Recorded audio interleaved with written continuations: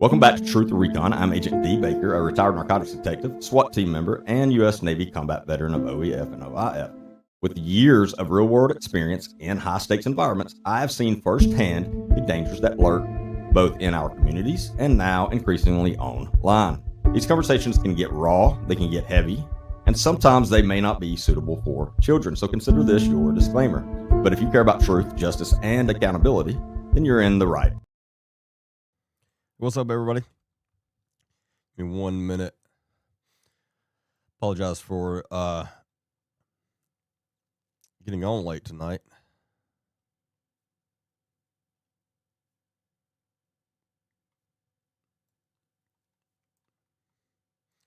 Hope everyone's having a good Monday night so far. Obviously, we have a lot to talk about, especially since we have entered a war. And obviously, we'll talk about that. But what I don't want is a bunch of political arguing about the war. We're just going to talk about what's going on with it, if that makes sense.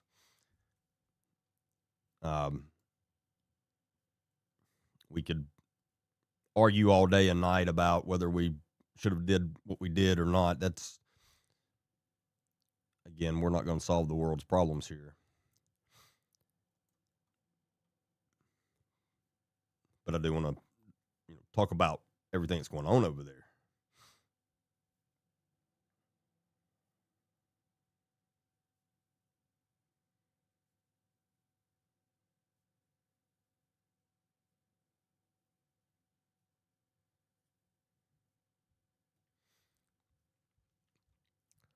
Hey, Rhonda, Barbara. Hey, Miss Ollie. Yeah, I hope everyone's doing well. And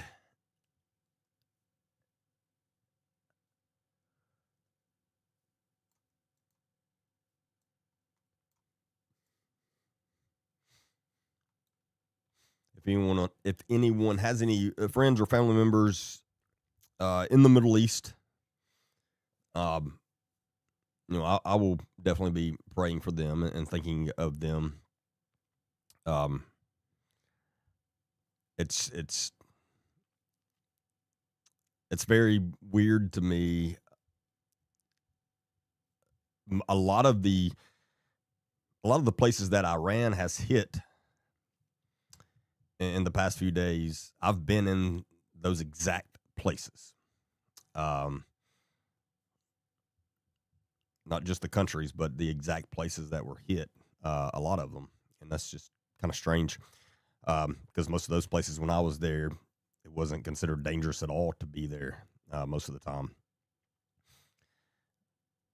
I'm still shocked that any part of Kuwait got hit, that anything made it through, and Dubai and Qatar, however you want to say it. The last time I was in Qatar, it was, didn't feel in danger at all. So it's pretty crazy and sad. But all of those countries are our great allies, and most of those countries, the citizens of those countries love Americans, and they appreciate the Americans, and they appreciate what we do for them, and they appreciate us protecting them. And that especially goes for the Kuwaitis. I made a post earlier today showing the video of some Kuwaitis locating one of the downed pilots, the female, that had been shot down by the Kuwaitis. It's not funny, but my God. And we'll get into that. But the Kuwaitis, I spent almost a year in Kuwait, and I loved it. Let me make sure I'm saying this correctly. I hated the weather and the terrain. Horrible. The hottest place on earth by far. But the people are awesome there. They really are. And again, they're so appreciative of the Americans. I mean, they loved us being there. And you could, I mean, anywhere you went, they're just very appreciative. They're really good people, for sure. And so again, I hate that some of those places are getting hit, and unfortunately, we have lost 4 service members so far, and that sucks. No way, no other way to say that. Just does. I really hate that, obviously.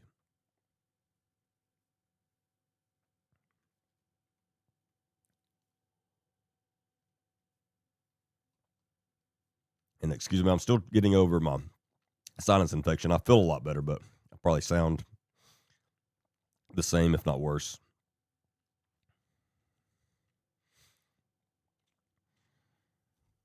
And a couple of things on so there's a couple other videos of I think 3 so far of our jets have been shot down by Kuwait.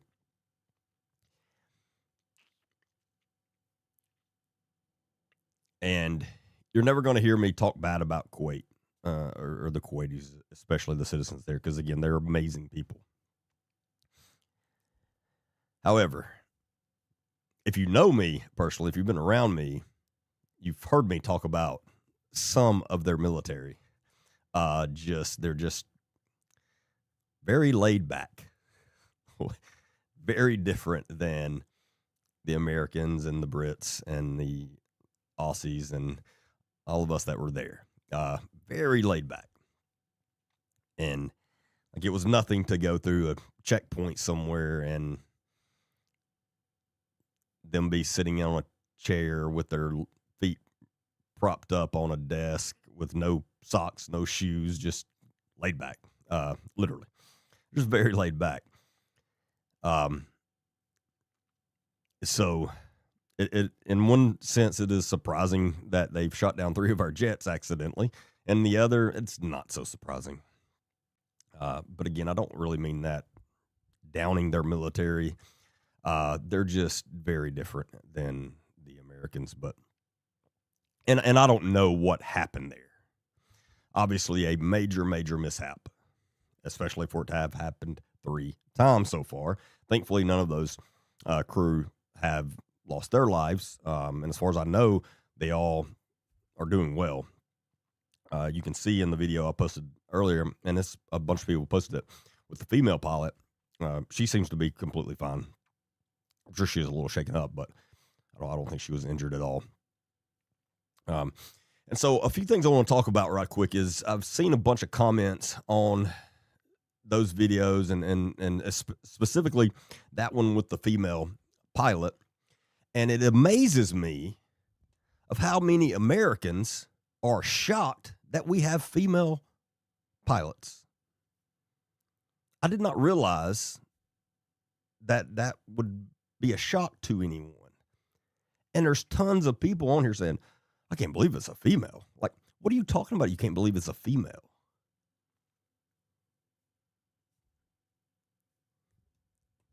Like, what?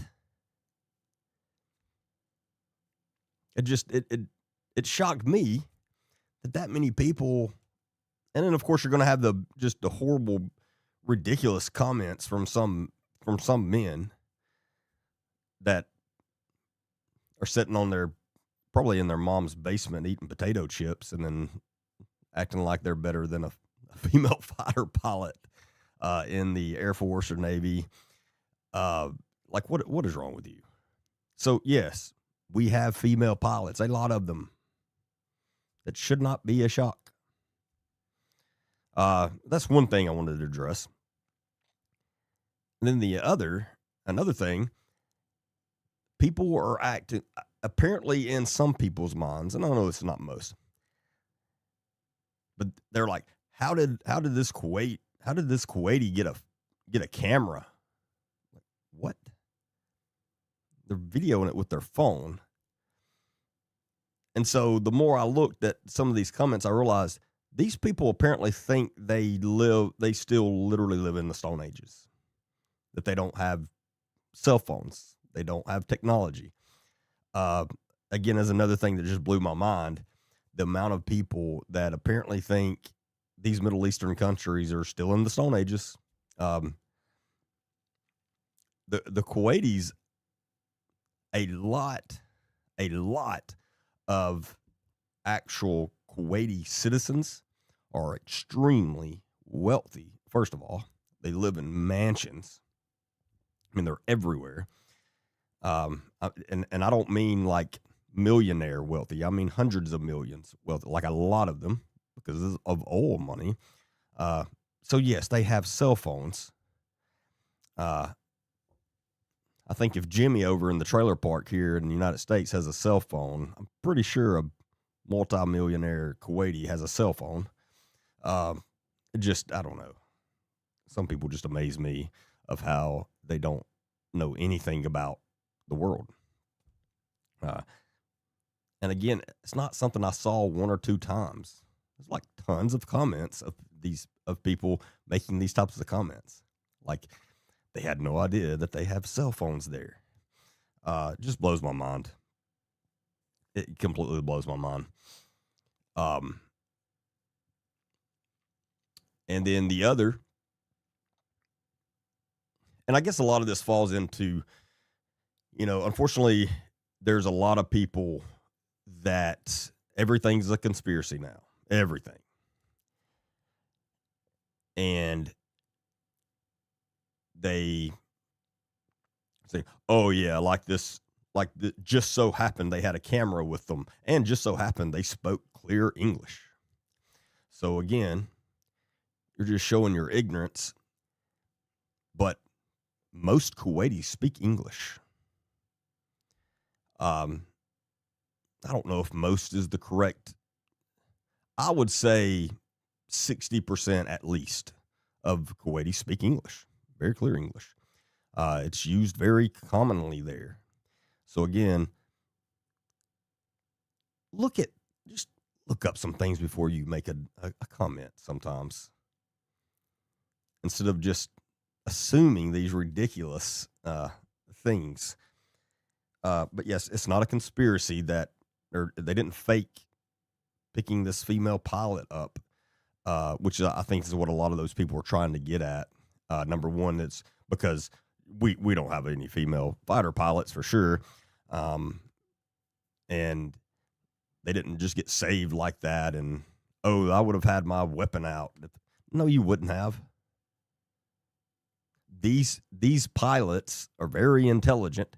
They know the areas they're flying over. They know where they go down, and they know if it's friendly or not.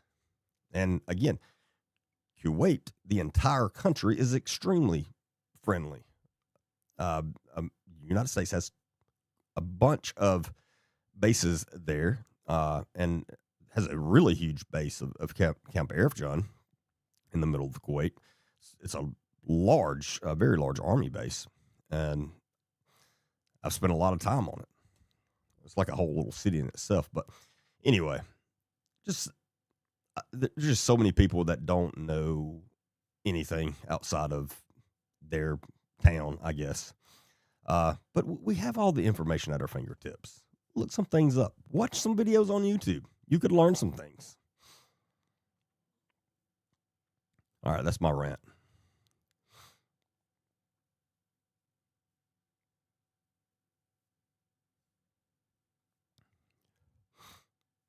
Hey, Monica, how are you? You're watching me on your cell phone. I can't believe a Kentuckian has a cell phone.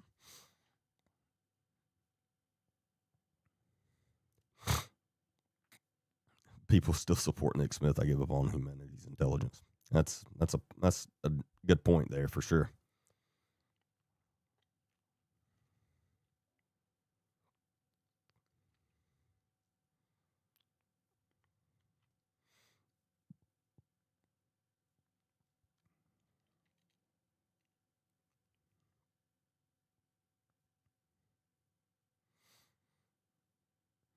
You've only ever seen my videos, but this is the first live. Well, I'm glad you're here.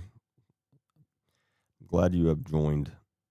My lives I try to be as interactive as possible on my lives. That's what I do the lives for. I don't like to just sit up here and talk the whole time. I like to interact with all the comments.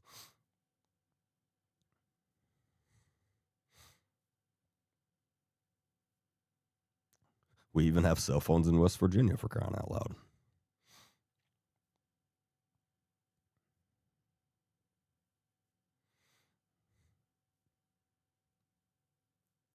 Priscilla's checking in.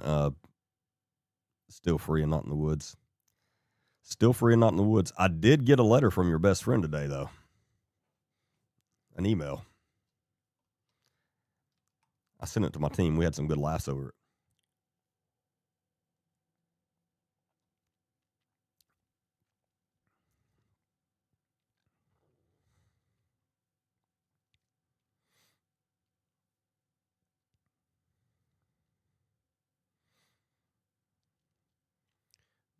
Miranda said, I'm not financially stable enough to travel much, but I can read. Well, and again, I mean, you can see the world on YouTube. That's one thing I do watch a decent amount of. Some of these YouTubers that travel, especially like there's one, and I can't think of his name off the top of my head, but he travels to like remote villages and stuff in Africa and all over. But it's very interesting. But it kind of, I mean, you kind of get to go places you kind of get to go places that you're never going to really go in real life. But it's, I mean, you kind of see firsthand. It's really cool.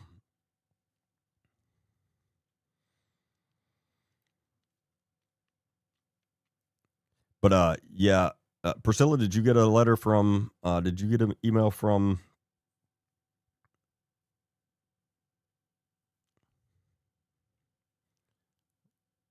Our friend Emily?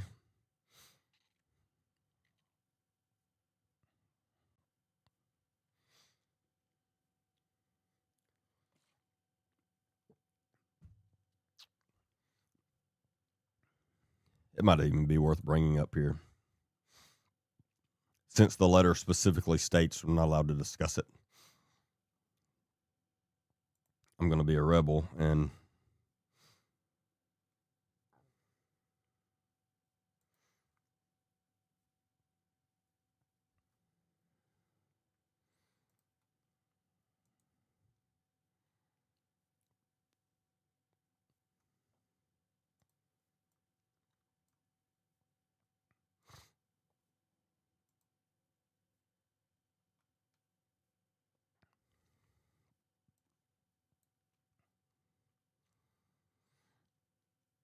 if you send me a dumb email, this is what happens.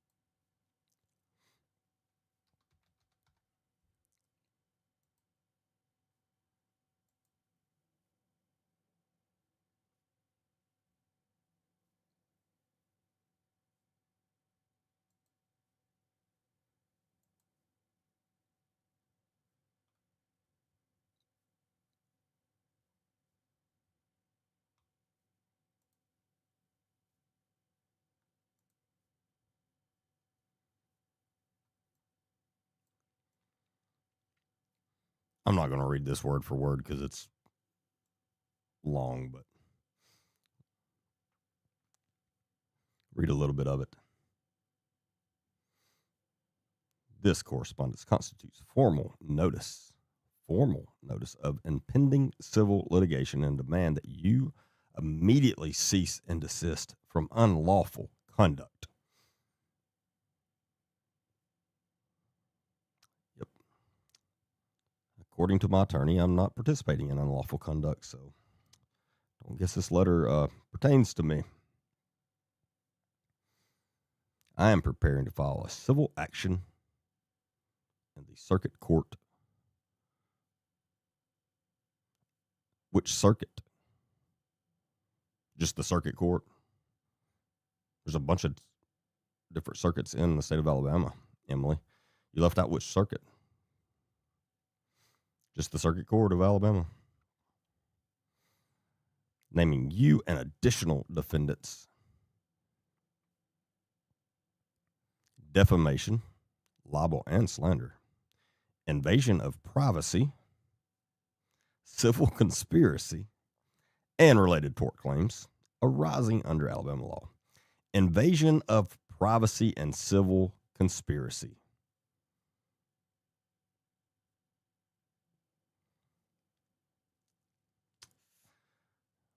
We are hardened criminals.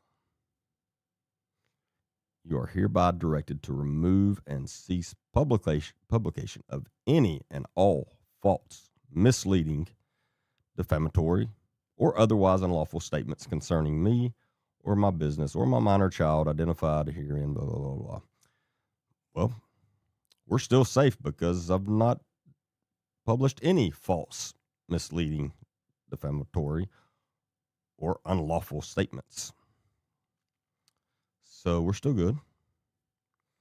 Ooh, within 12 hours, that's pretty fast. Glad I got this email in time.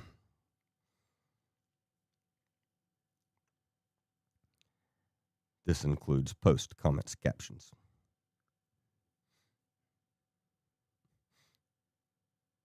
I'm sorry. I just started reading this and didn't explain to everybody what we're talking about here. Being a bad host.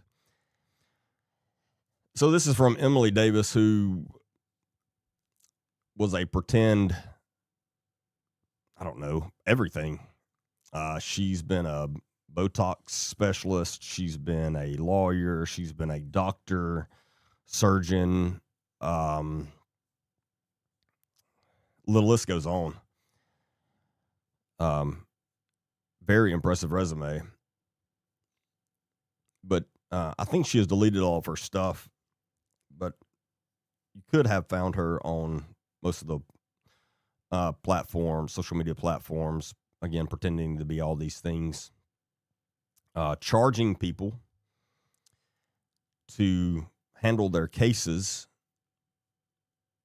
as a, I don't know, I don't even remember.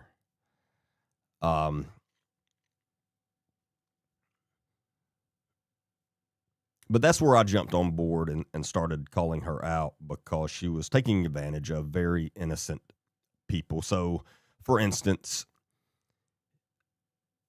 you know, we're contacted all the time by families and friends of missing persons. And that's something that we work on. And these people, like, we are their last hope. And when I say we, the internet. Okay, the us investigative journalists, podcasters, because in certain counties, specifically Walker County, Alabama, they get no help from the authorities there. And their family or friend has gone missing, and zero investigation has been done. And so they come to us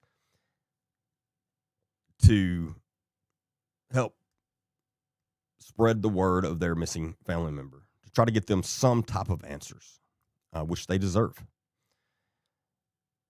Well, Emily was taking advantage of these people, and that pissed me off.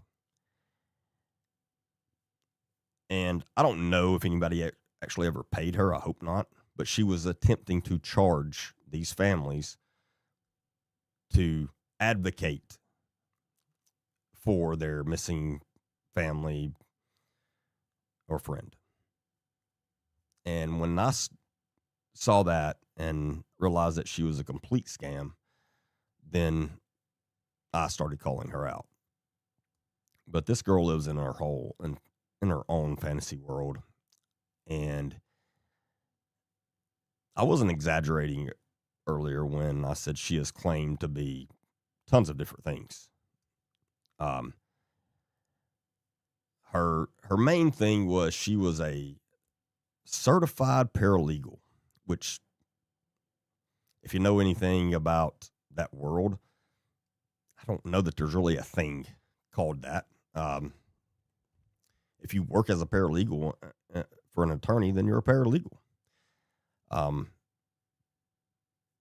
But she was a certified paralegal of 14 years or 12 years or something like that. Well, it took one phone call to speak to a former employee of hers, and the only employer that she has worked for as a paralegal, where she worked for 1 month and then was let go. But she was claiming she has all this legal knowledge. Very, very dangerous to claim that you have legal knowledge and that you giving any type of advice to people that are in legal troubles or anything like that. It's very dangerous. And no one is allowed to give legal advice other than an actual attorney. So, again, major issues with her. And so we called her out on all this stuff. And this is her response.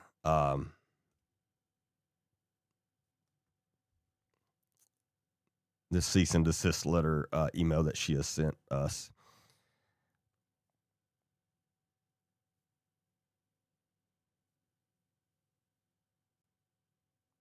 And for the record, I've never spoken anything about her daughter, never mentioned her daughter, because I know she says stuff like that about her daughter in here. I don't go that route ever. Her daughter can't help who her mom is.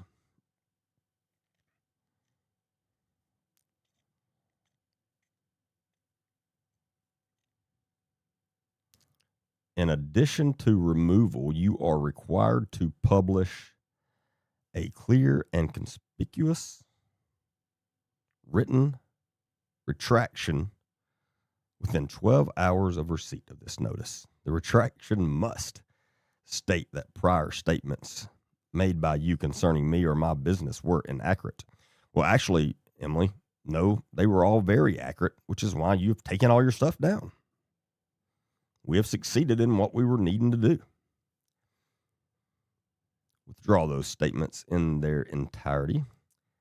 Clarify that the withdrawn statements should not be relied upon.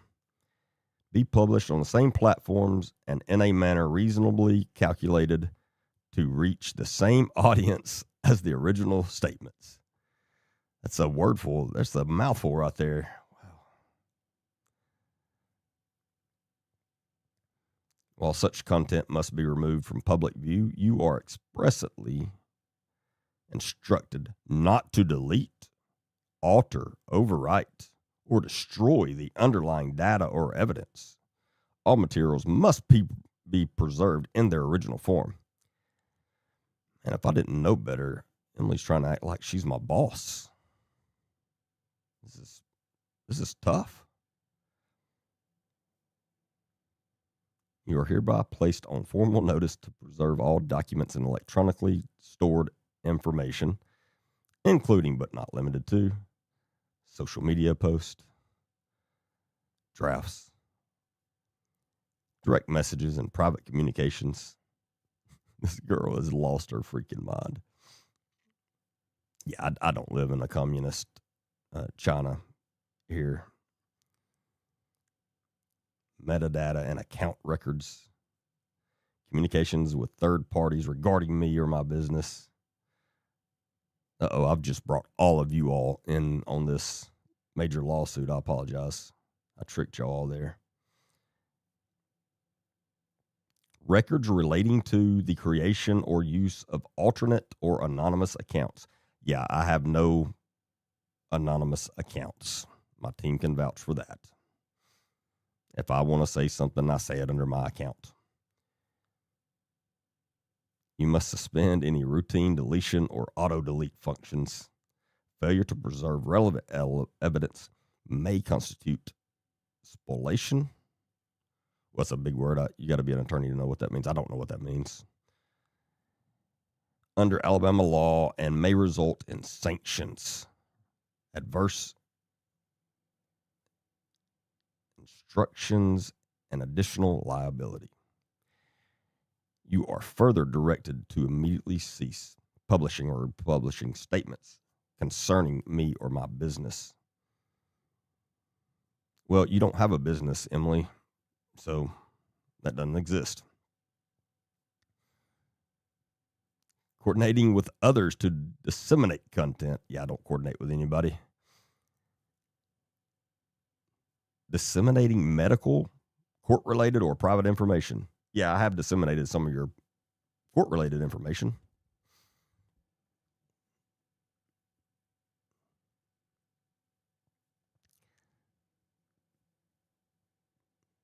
Here's my favorite sentence or paragraph of the whole part.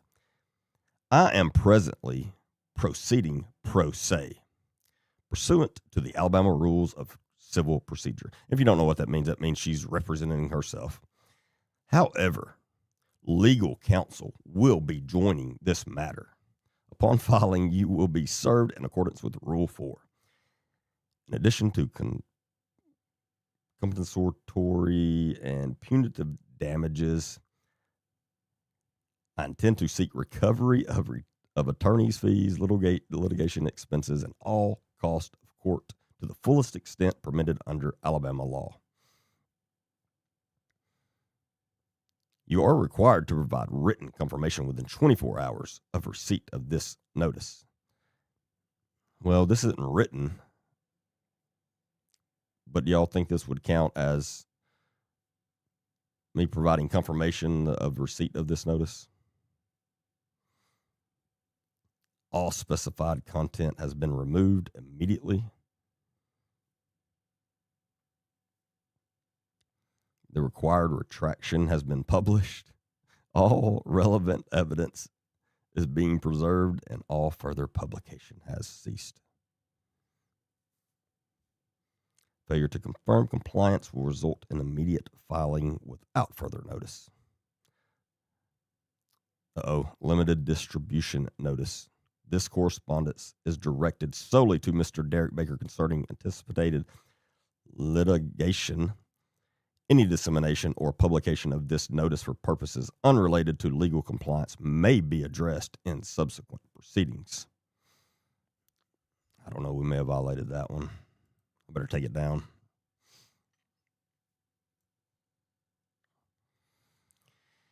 Anyway, I don't know. I enjoyed that. If y'all didn't, I do apologize, but I enjoyed it.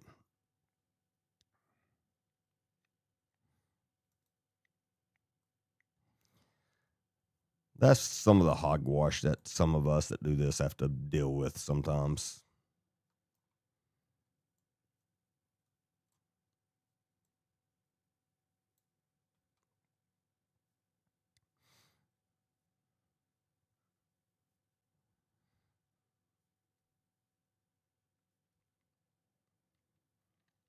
Tell her to confirm.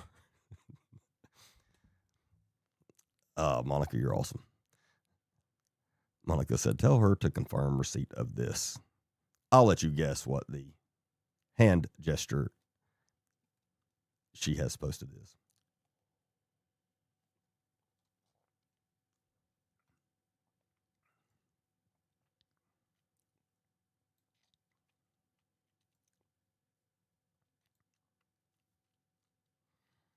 So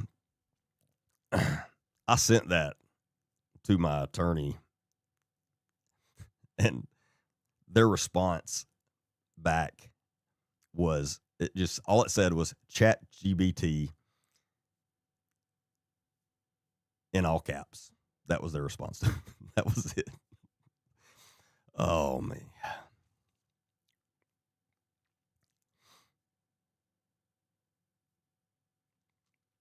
Oh, geez.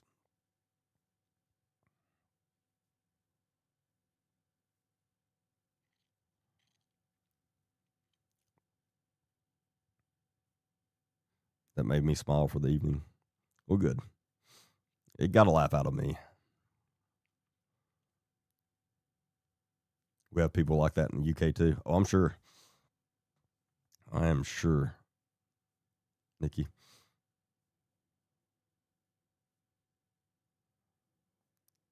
Hey, Misfits.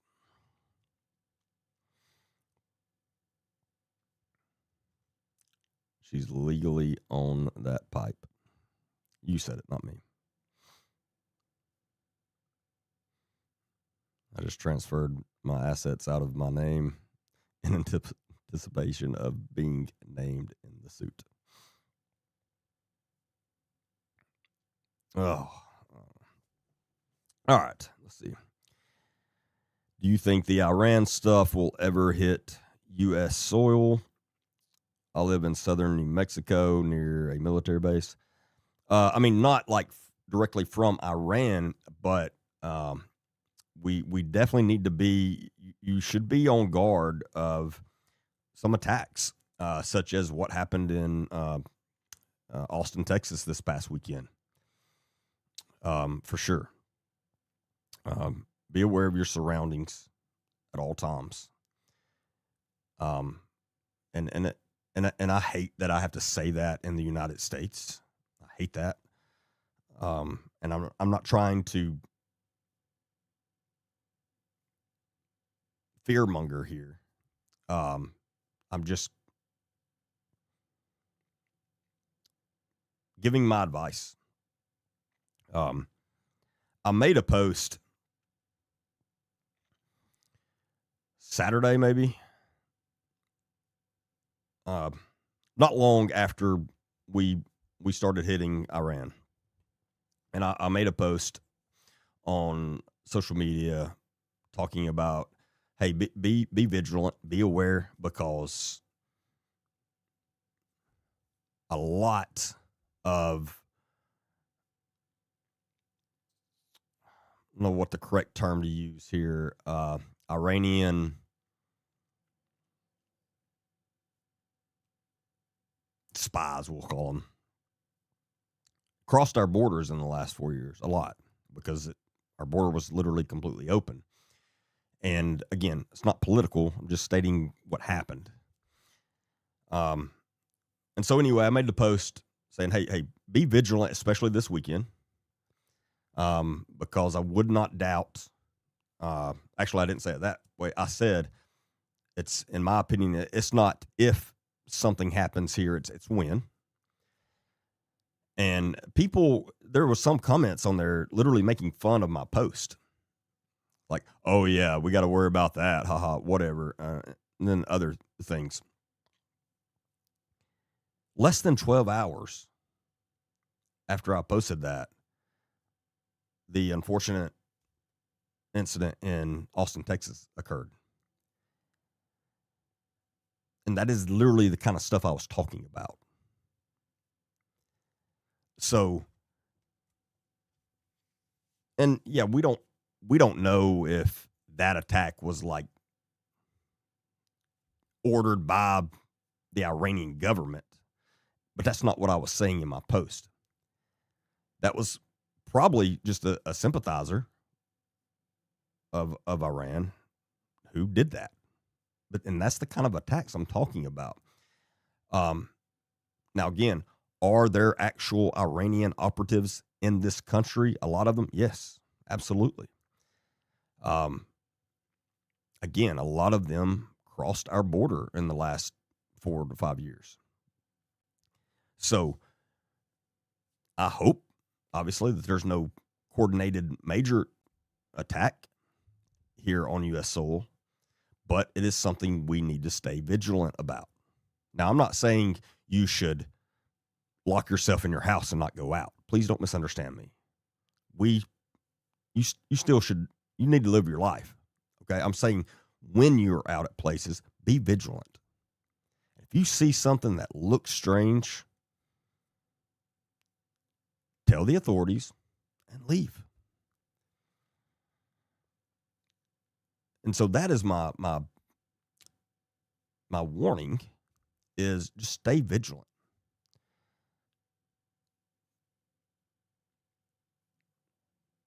because you never know.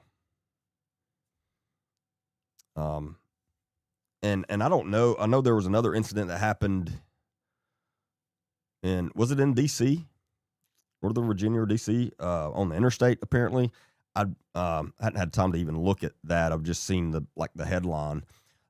So, and I don't know anything about that. I don't know if it.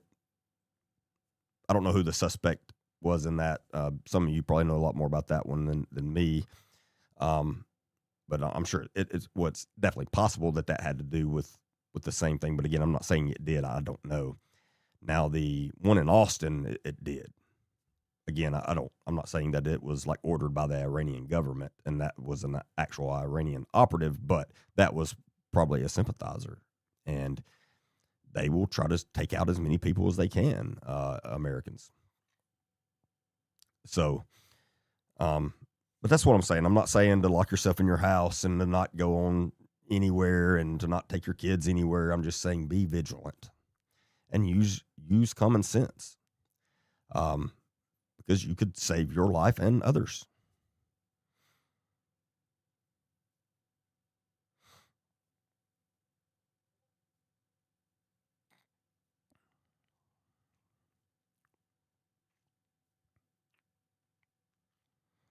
Ask this out of respect ever before I begin. I thank you for your service. Do you feel that Nancy is in Mexico or was ever in Mexico? At this point, I don't know. It wouldn't surprise me at this point. I think there's a very small chance that she's in Mexico. But again, at this point, it wouldn't surprise me.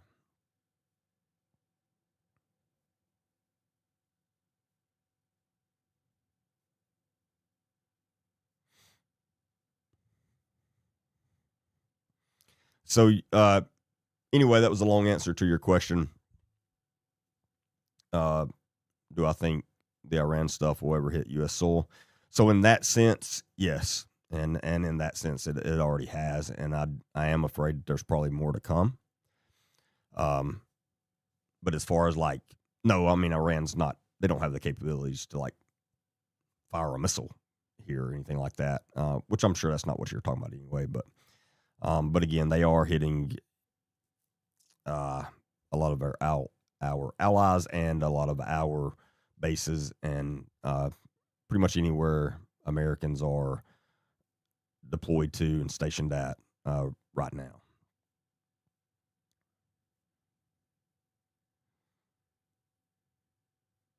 Hey, Katie. I wasn't expecting you.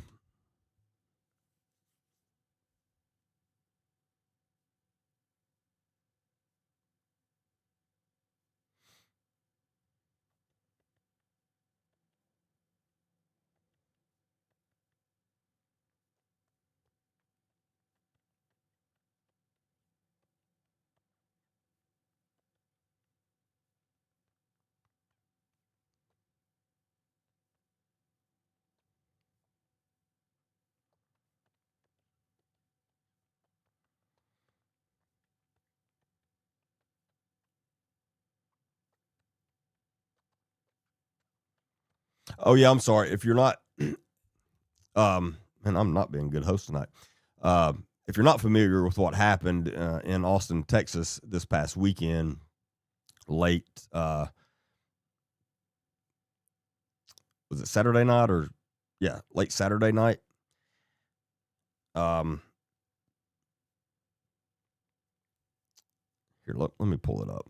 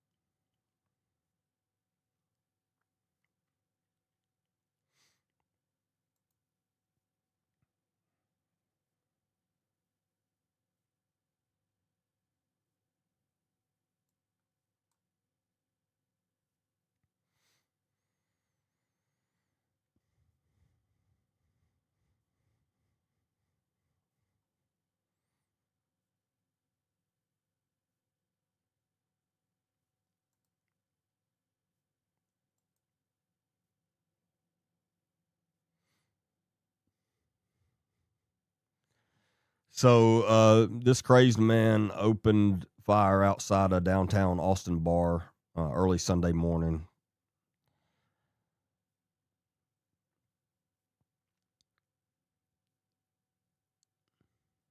And see, it took 3 people's lives. 3 people have lost their life, and many more were injured. He was more than a dozen other people were wounded. The suspect was fatally shot by officers, thankfully. He had a history. This is according to NBC News. They're reporting he had a history of mental illness. The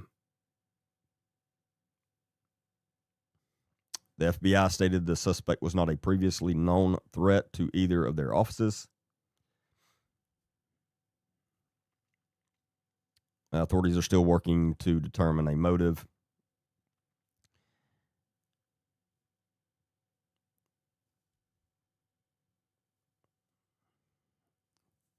But I'll show you why. I mean, this has something to do with what happened. This was not a coincidence. If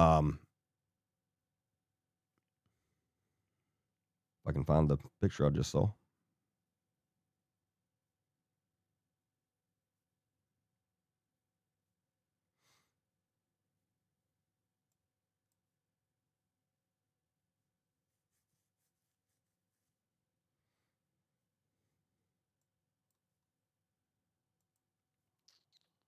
No, I lost it.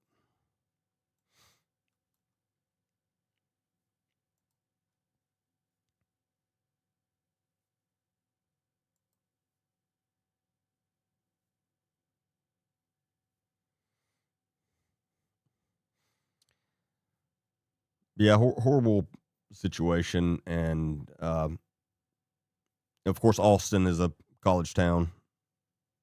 It's where the University of Texas is, and I know at least one of the victims was a college student.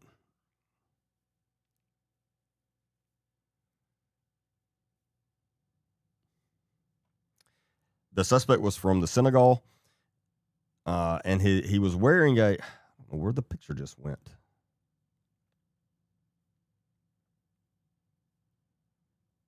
Let me find this picture and I'll bring it up.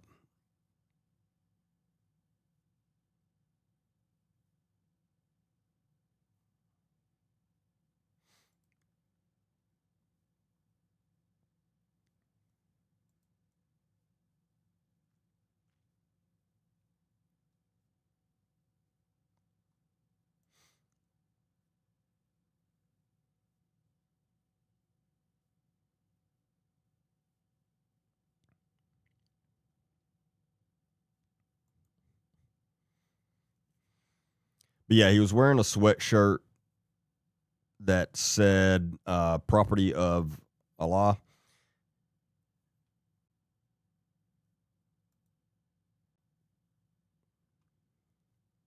Every time I click on it, it disappears. All right, let me try this.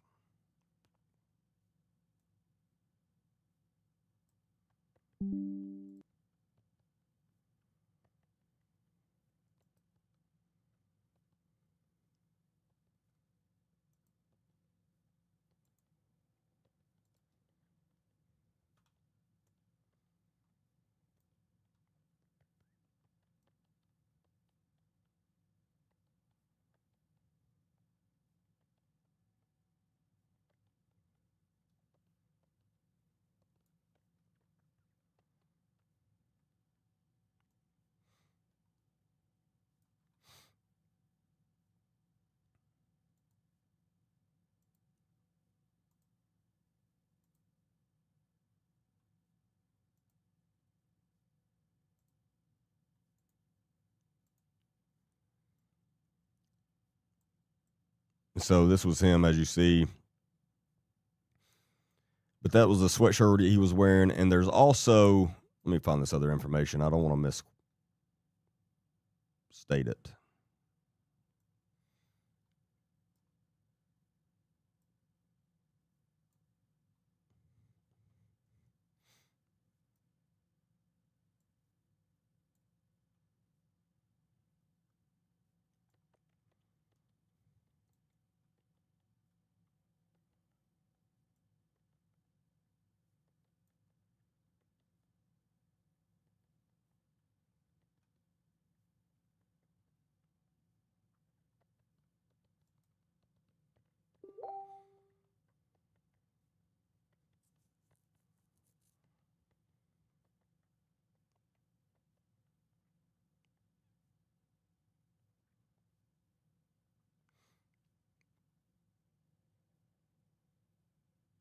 Okay, I knew there was something about Iran. Okay, so he was wearing that sweatshirt that said "Property of Allah" and a undershirt that featured an Iranian flag.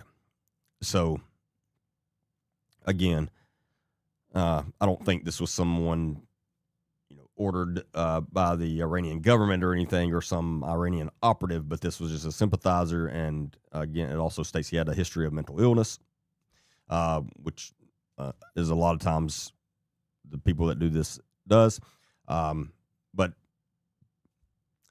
the us hitting Iran snapped something in his head, and he went and did this horrible thing. So again, but that's the kind of stuff I'm talking about.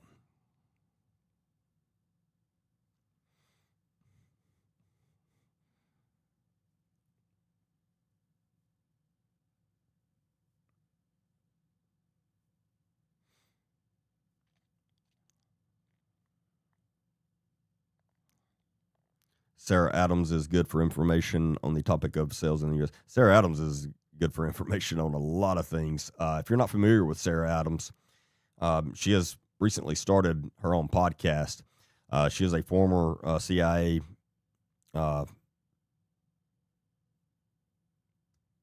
operative, and or what was she? She was anyway. She worked for the CIA, and she knows her stuff.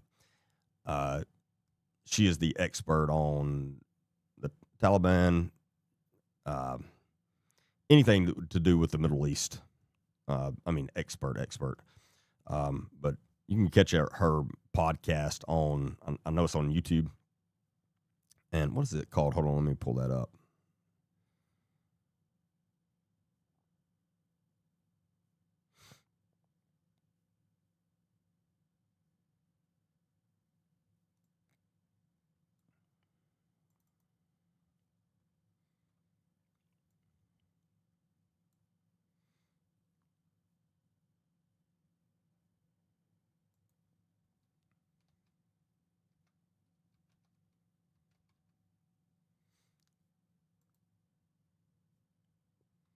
The Watch Floor.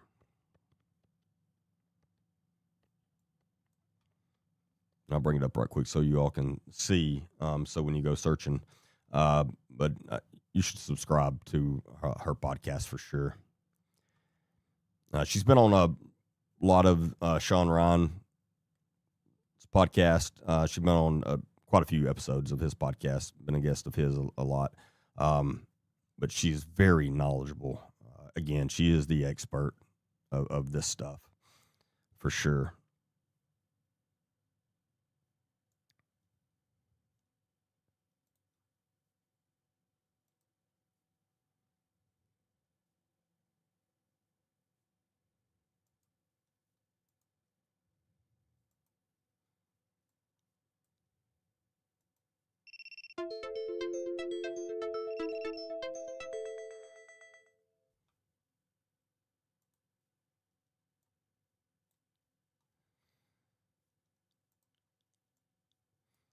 But yeah, that's the blonde. That's Sarah, and then that's her podcast, The Watch Floor.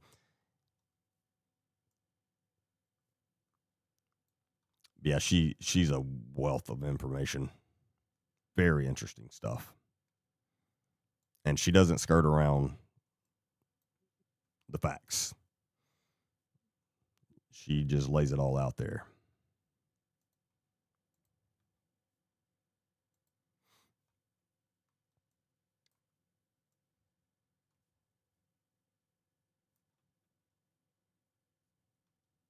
And I haven't seen anything since the war actually started from her. But I'm guessing she's probably put some stuff out. I'll check that out tomorrow for sure.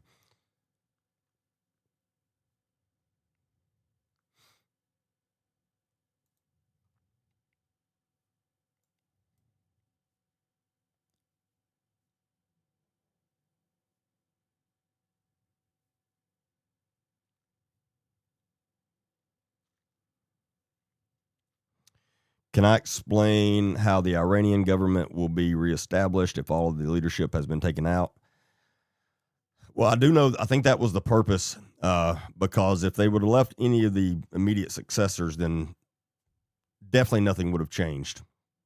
And now, listen, I'm not gullible. I understand that the chances of it completely changing for the good are not great. However, I do think there's a decent chance of that happening now that they've taken out everybody. And what I'm about to say is complete speculation on my part. So please understand that. Complete speculation on my part. But I would hope that the CIA and Mossad, which is the Israeli CIA, already had plans in place and people that they have worked with and spoken with and some type of contingent plan in place to try to do this. I would bet that's what has happened. But again, that's speculation on my part.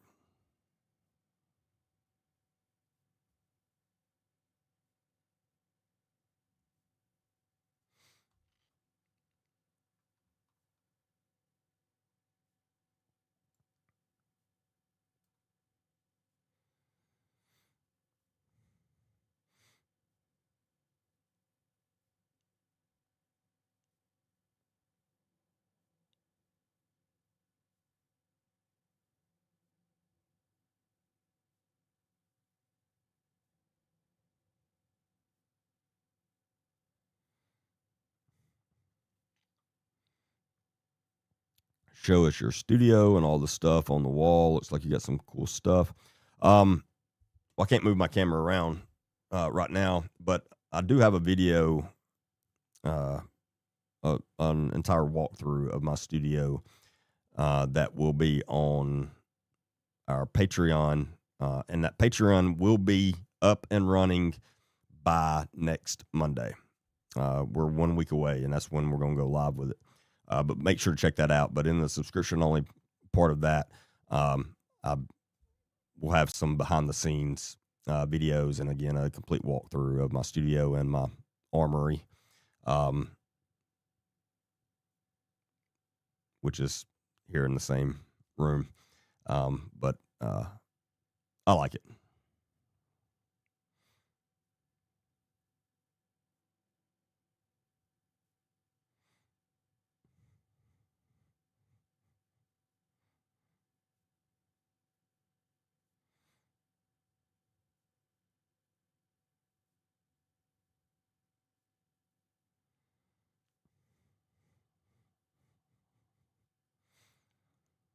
And as far as the Iranians, I've never been to Iran. Been right next to it a lot of times, but I've never been to Iran. But I know some people that have, and I've watched some videos of the people there. And there's a lot of good people there. They're citizens. They've had, I mean, the reign of terror that has reigned over them for the last, well, like almost 40 years. Just horrible. And those people deserve a chance. They deserve a chance to just be free. Like a lot of their other Middle Eastern neighbors, such as the Kuwaitis and some of the others. So, you know, they don't want to live just like the United States. They're different. But they should be free and not be. The Iranian government has literally used, and this is factual, chemical weapons on their own citizens before. And it caused, my God, horrible things. But they have not been good to their people. That's just one thing they have done. But if you protested there, that was your last day on earth. no question about it, no matter what. But I do think that, first off, one thing I want to, because I've seen this comparison of people, how did that work out in Iraq? The Iranians are very different than the Iraqis. They are, as in general and a whole, much more sophisticated, and way more educated than the Iraqis. So that's a big difference. Now, again, we don't know I don't know if this is going to turn out exactly how I hope it does, but I do think there's a good chance of that. And it could be really awesome. And again, I think there's a really good chance of that. So only time will tell. I know I see people saying, "Oh my God, here we go, another endless war." I don't think that's going to happen at all. I would highly, highly, highly doubt that 2 years from now we are still involved in a war with Iran. I don't see that happening, and that's an exaggeration too. I mean, I don't think we're anywhere close to that. Could be wrong, but I don't see that at all. Again, this is very different than the Iraqi war. And also, we know that we were lied to by our government during the Iraqi war. Like, just plain out lied to. The Iranian issues are well known. Like, every country, everyone knows what Iran was trying to do, what they were trying to manufacture. And without getting in deep on it or anything, we made a deal when Obama was president. He made a deal with them, and they weren't abiding by it. They were not going by the rules of that at all, and they're dangerous. Again, they use chemical weapons on their own people. You don't think they would do that to everybody if they could? Absolutely. So, again, I'm not saying you have to agree with what we're doing. I don't expect everybody to. I'm against war for sure, but sometimes it is a necessity. And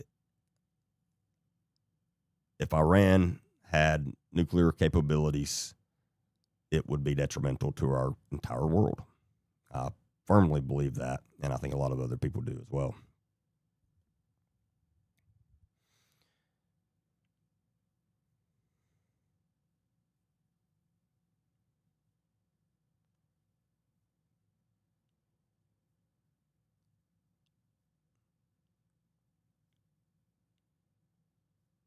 And again, I'm not being gullible in that every single thing the American government is telling us is true, because I don't believe that. But again,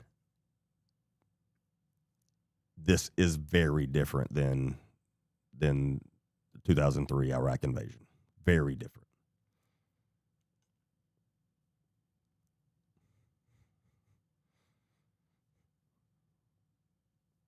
Because not only were we lied to about the Iraq war, we obviously went in with zero plan of what to do after.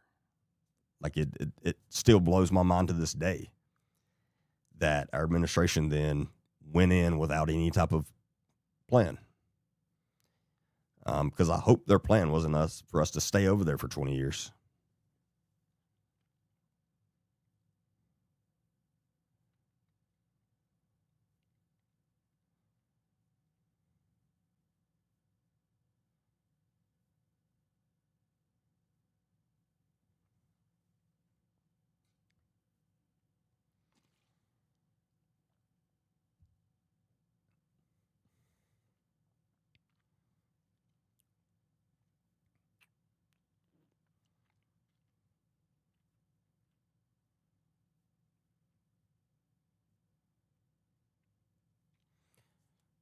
Yeah, even the other Middle Eastern countries are not backing up the Iranian regime. Yeah, no, I mean, everyone was scared of them. Or not like scared of them, but again, if they would have had those capabilities, did not. They knew that would not be good at all.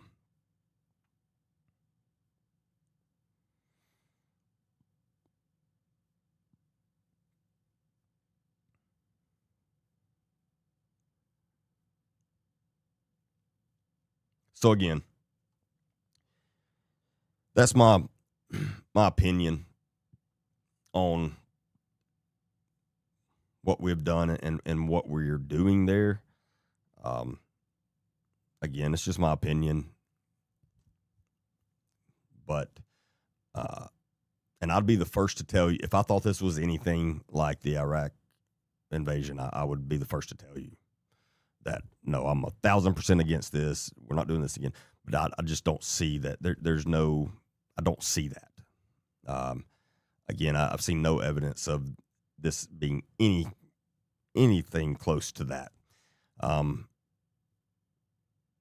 For one, we don't have ground troops in Iran, and as far as I know, we don't even have plans for that.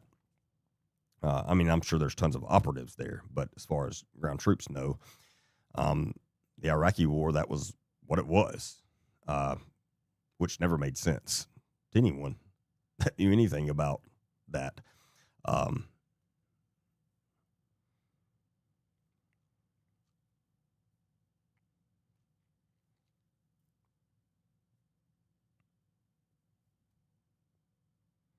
What's funny is, I mean, not funny, but kind of.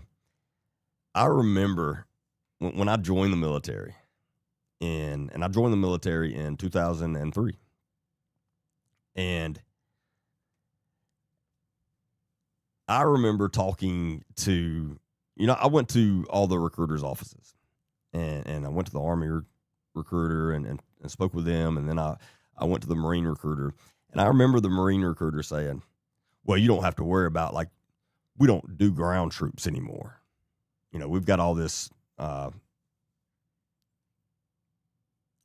air power, and this is it's not like it's Vietnam again or anything like that. So you don't have to worry about anything like that. I remember that, and then wasn't too long after that, I was like, whoa, that guy, he definitely lied to me, and he did. But in his defense, all military recruiters will lie to you, for sure. But I just remember him saying that, and I've thought about that a lot since then.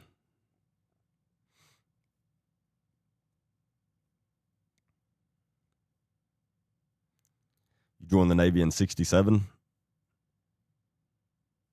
That was a long time ago. Yeah, I joined in 2003. February the 5th of 2003, to be exact. And left February the 5th of 2014.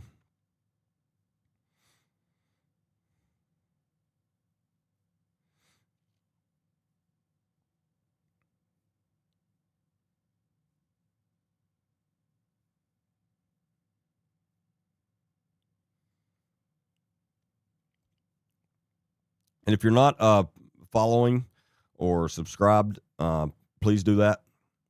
My normal lives, I go live every Mondays, Wednesdays, and Fridays, 8 p.m. Central Time, usually to around 10, sometimes longer. And then sometimes I do get started a little late if I've got something else going on. Like tonight, I didn't get started until about 8:30, but I try to stay around 8. And then if something big happens throughout the week or the weekend, I'll usually jump on live for that as well. I wanted to go live so bad Saturday because of the war kicking off, but I was sick. I did not feel good, and so I didn't. But if it wouldn't have been for that, I would have gone live this weekend. But you can find me on all the platforms under Agent D Baker, except for Facebook, and Facebook's just my full name, Derek, Derek Baker. But make sure you go and subscribe to those. I do a full podcast, and you can find my full podcast on Apple Podcasts, Spotify, YouTube, and Rumble. So make sure to go check that out as well. Would I do it again? Join them? Oh, heck yes. if you're talking about joining the military, yes. No, I wouldn't take that back for anything. I enjoyed it. I loved it, honestly. Um, I miss that a lot more than I miss law enforcement. But no, I wouldn't take my experiences back for nothing. I mean, there are obviously some sucky times, hard times, but I mean, they're good. Those times are good for you.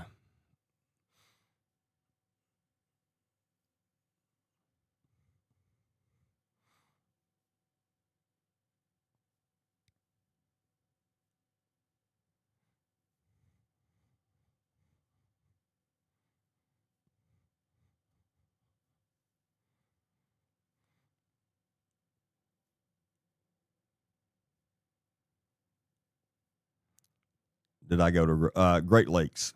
Great Lakes is the only. I don't know when it became the only boot camp. A little before I joined, but that was the only. That's the only boot camp that they offer now for the Navy. But yeah, I was at Great Lakes, and I was there during the best time of the year to be there, like during the summertime. Weather was amazing. It'd be like 75 degrees, and they would be putting up heat warning flags, and all of us from the south was like, "This is like amazing weather." But yeah, we missed the snow. Thankfully, I wasn't there during the winter months. I know a lot of people that went through boot camp in Great Lakes during the winter months, and it doesn't sound fun. A lot of shoveling snow, apparently.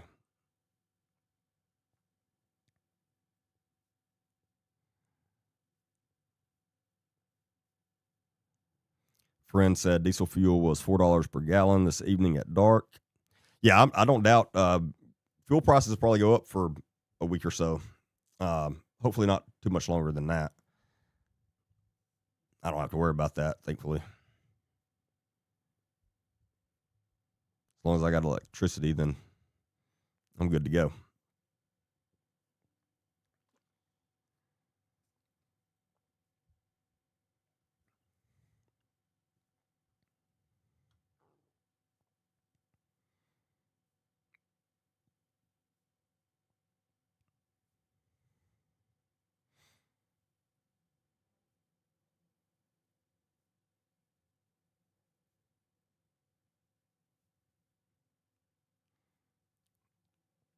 Well, like this, we got an interesting fact by Denham on from YouTube. The Anglo Zanzibar War. Hope I'm pronouncing that right.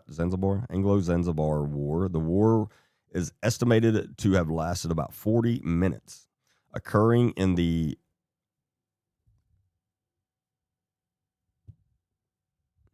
get these words I can't pronounce. Archipelago. Oh, you're making me look dumb. Something of Zanzibar off the coast of what is now Tanzania on August 25th of 1896. That's cool. But yeah, I've never heard of the Anglo-Zanzibar War. And I'm a big history buff. Oh, you were in Great Lakes in January. Oh, yeah. You probably shoveled snow.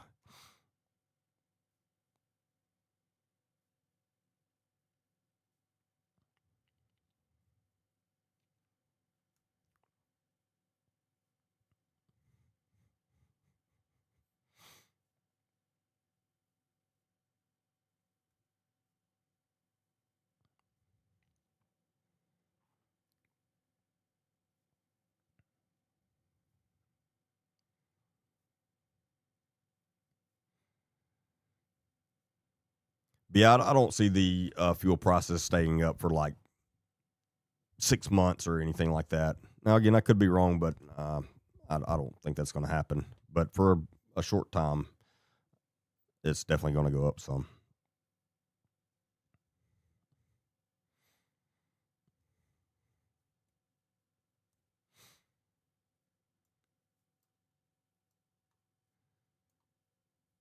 Does it feel like to everyone else that we are bombing Iran on behalf of Israel yet again? No, I don't believe that. Number one, we know Trump. Do we think he does? Do we think he's going to listen to another country to do something? I mean, honestly, I'm not trying to be funny. I'm being honest because I don't think so. Um, but no, I don't think so. I mean, obviously, it was a joint operation, and so, but I think our reasoning for doing it was just as good as, I don't know if that's the right way to word it. Israel's reasoning. I think they were the same reasons. Again, all the Middle Eastern countries were afraid of Iran getting any kind of nuclear capabilities, and again, that would have been bad for everyone. And the U.S. has a lot of interest in the Middle East now. We have a lot of military bases, established military bases, and I mean the entire Fifth Fleet of the U.S. Navy is stationed in Bahrain, and which is one of they hit the headquarters there, but they had already taken everyone out in anticipation of this, so no one was injured. But I mean, we got a lot of interest over there, and not only that, but again, a nuclear capable Iran would have been detrimental to, I believe, to the entire world.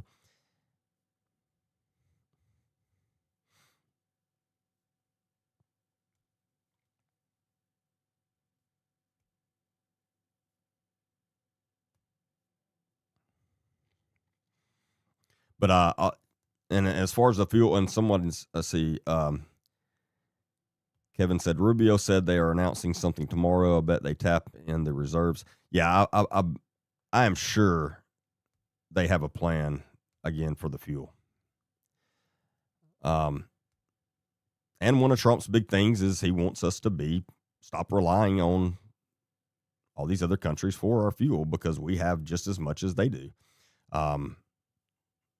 And I know there are different opinions on that, but I'm all for it myself. Just simply because we shouldn't be relying on any other country for anything, especially something that important. And if we have it, we need to use it.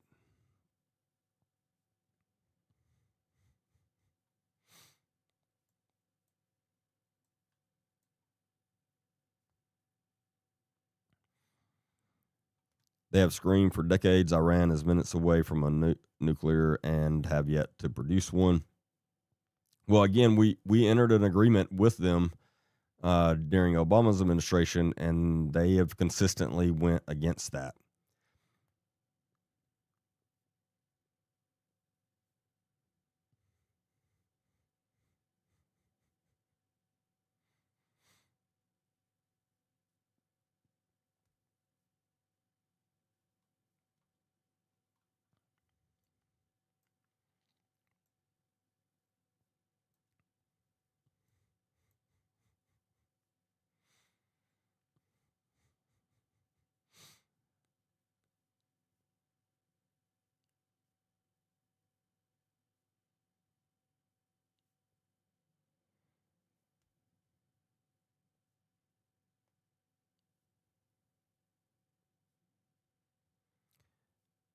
Just hoping North Korea doesn't get involved.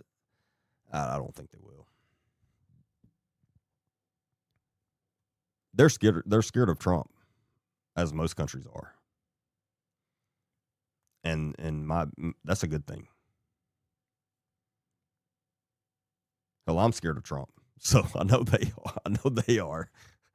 He worries me sometimes. I mean, honestly, and so, but they are, and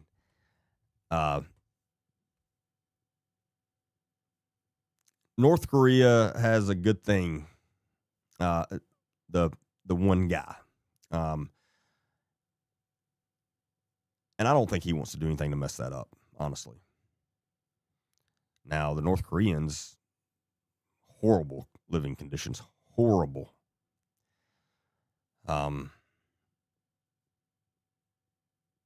it has been my opinion, and again, I understand a lot of different opinions on this, and it's just an opinion. But it's been my opinion that we should have taken the North Korean regime down years ago. If you've never heard of the living conditions of the North Korean people, it's unlike anything I've ever heard. And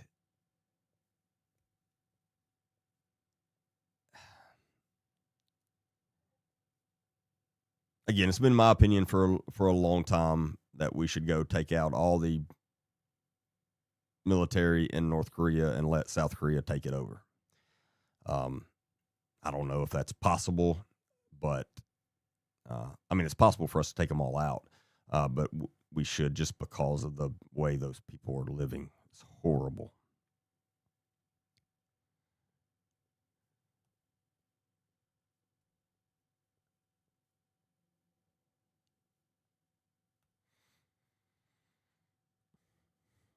Being unpredictable has its benefits. Oh, absolutely. I don't disagree with that. But the the children in North Korea, and hate to what am I supposed to say? This may be a trigger point for some people. So, about to say something that's a bad thing to picture in your head. So just a warning if you want to jump off for a minute.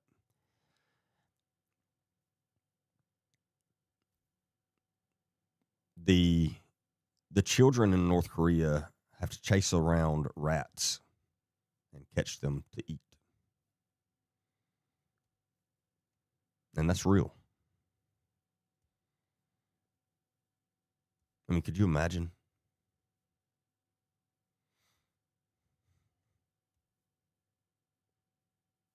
And there's even been reports of sometimes they have to resort to cannibalism. I mean, they literally starve to death while their leader is living the best life ever.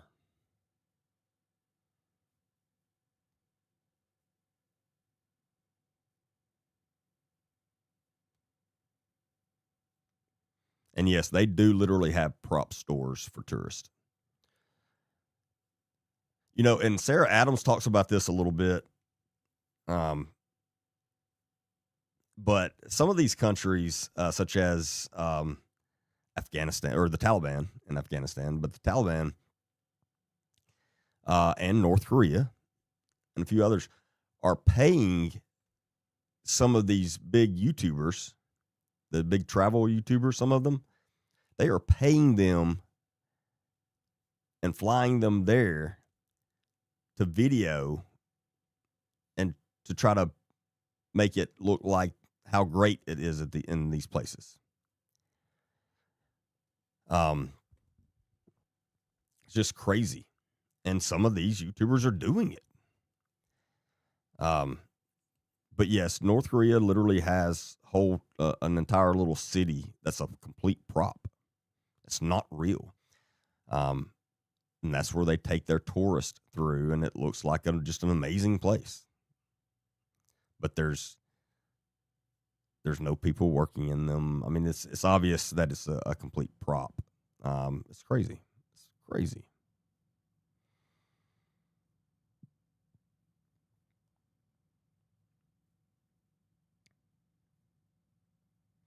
Propaganda has always been a tool of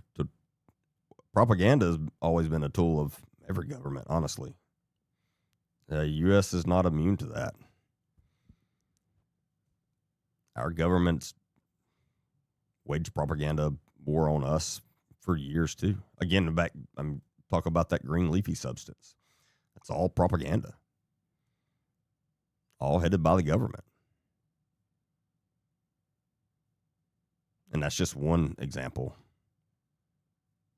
But yes, the total.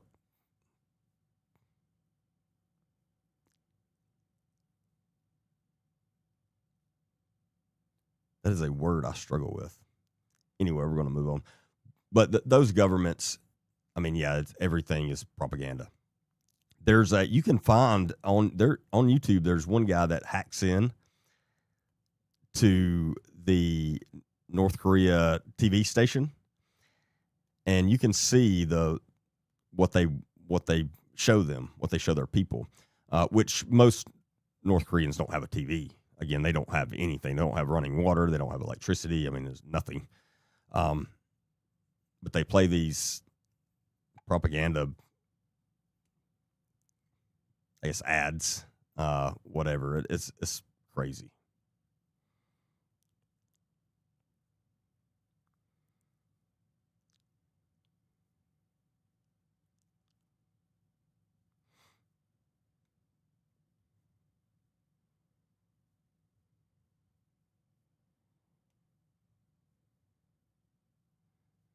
Congratulations, Addison.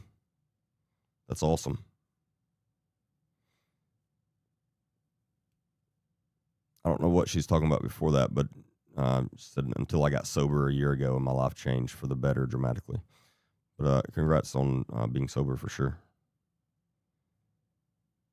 You should be very proud of yourself.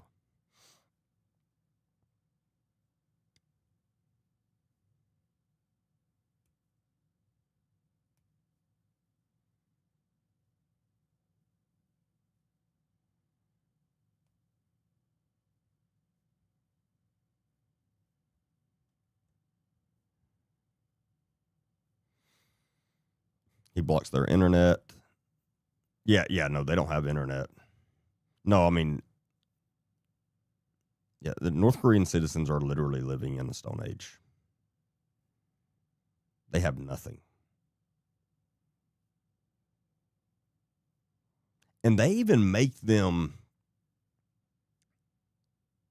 there's something about their poop. I guess is the best way to say that on here. If the government the government comes around and collects their poop, something like that. I can't remember why, but you even have to save it. You have to save it, and then the government comes around and collects it. If someone knows the reason, let me know.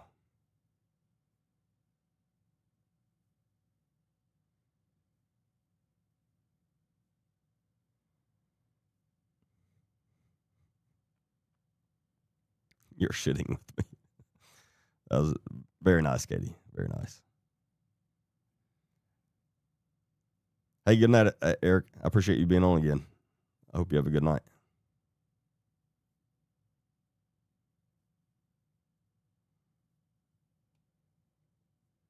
Here, I'm going to look this up right quick because I can't remember, but there's something about it.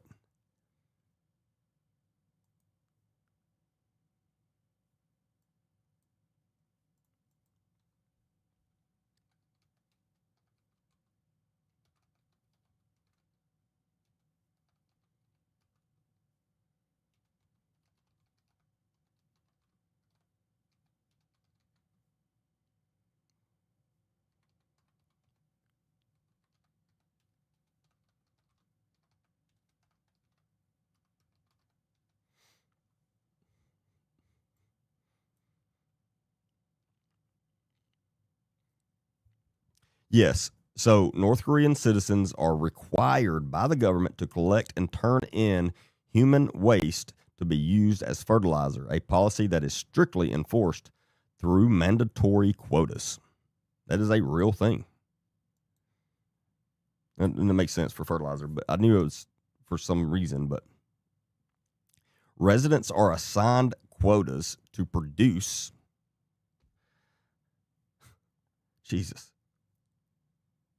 or compost, a code word for a mixture of human feces, ash, and soil to be delivered to farms.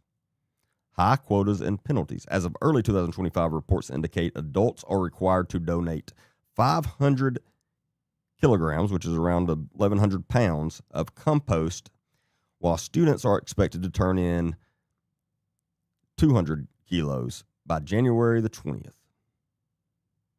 They have see, I didn't realize that. They have an actual quota.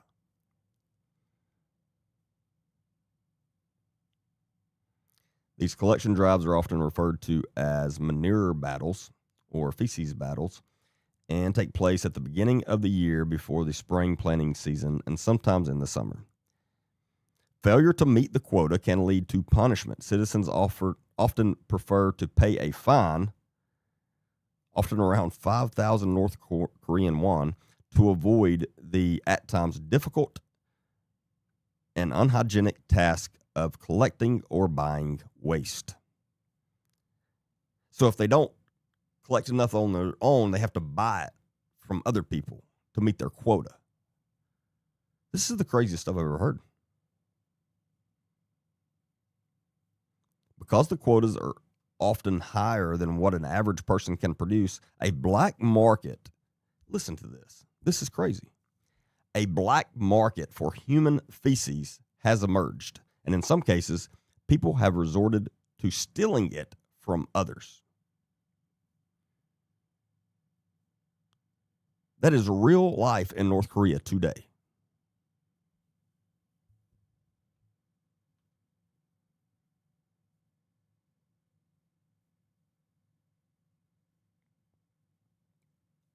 That's just, man.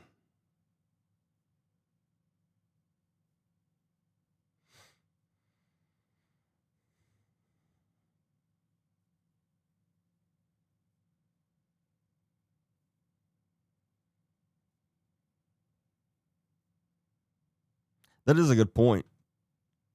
Who said that? How are they starving yet pooping? That's a good point. That's probably why they're not meeting their quotas. That is a good point. They probably really don't poop much.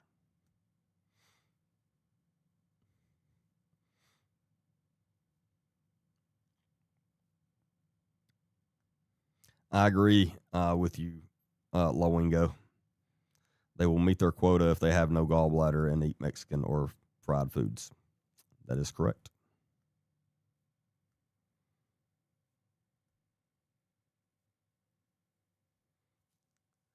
I'm so sorry, Gene. Gene said, sorry I'm late. I don't even, God, this is probably the strangest thing I've ever said, especially during a live. But you have stepped into a conversation about poop.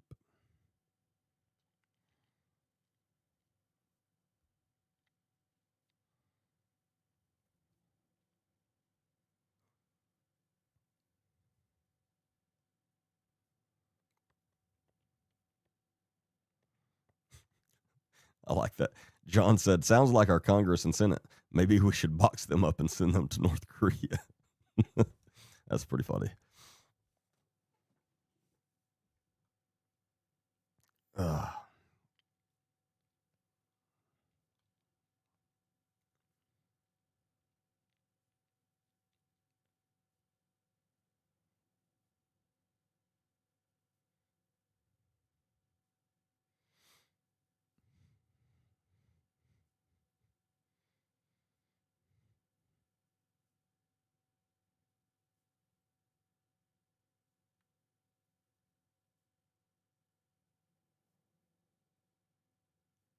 Ashley said, IBS patients finally winning at life.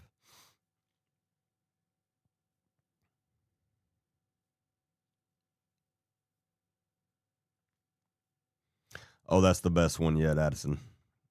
I gotta give Addison the comment of the day. They have a turn in due date. Like that. That's pretty funny.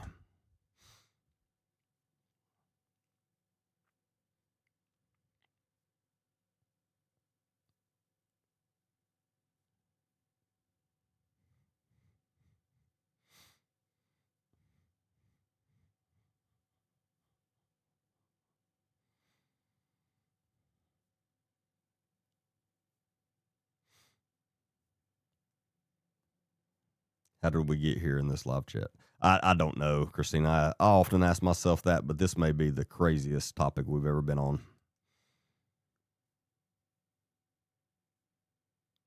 And now I legit can't remember how we got on it.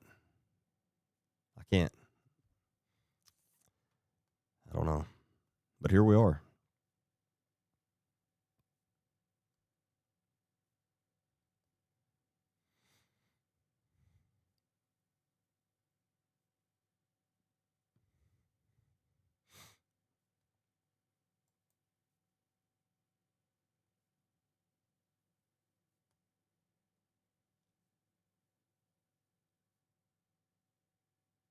I'm stuck on the black market poop trade. The Google trends right now, everyone that's on my lives are probably Googling the black market poop trade. Oh, me.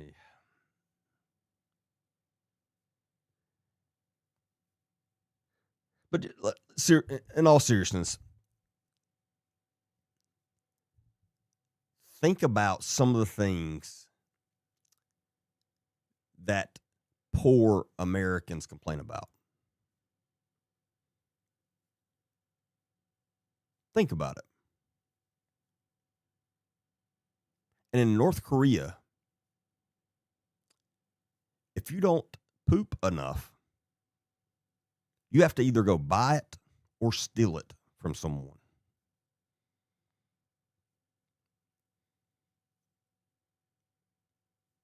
Just think about that. Puts things in perspective, doesn't it?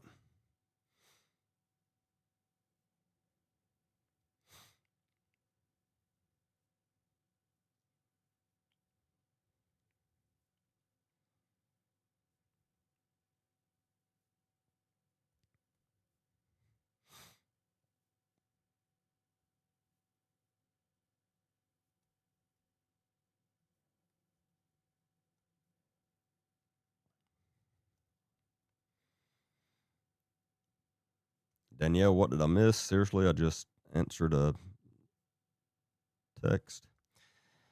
Oh, you've missed so much, Danielle.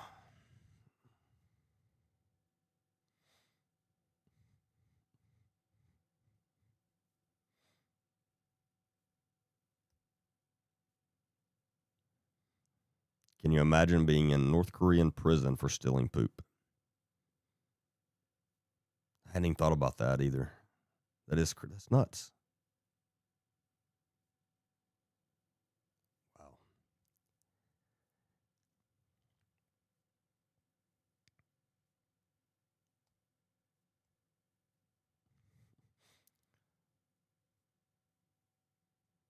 It's interesting here. Facts of all sorts of things. I like it.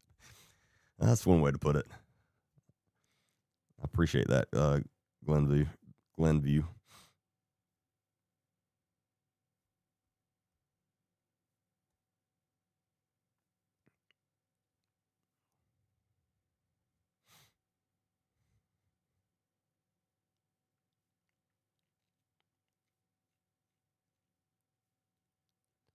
I was about to read. There was a long comment on Facebook, but now it's disappeared. So I don't know where it went.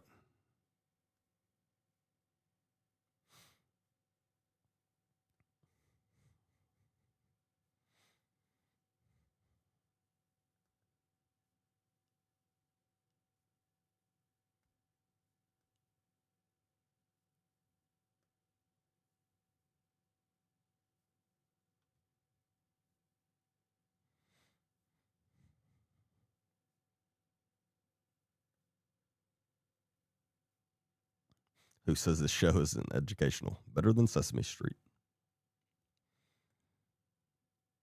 Hey, I've learned some things tonight, that's for sure. Still trying to figure out how we got on that subject from the war. Okay, let me walk through this right quick.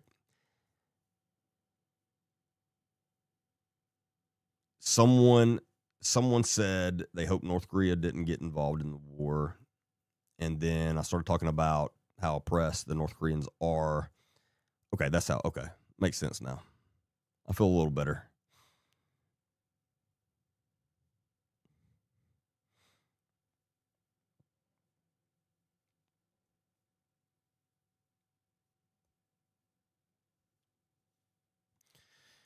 Make sure to tell all your friends and family to follow me, everyone. You never know what you're going to learn on here.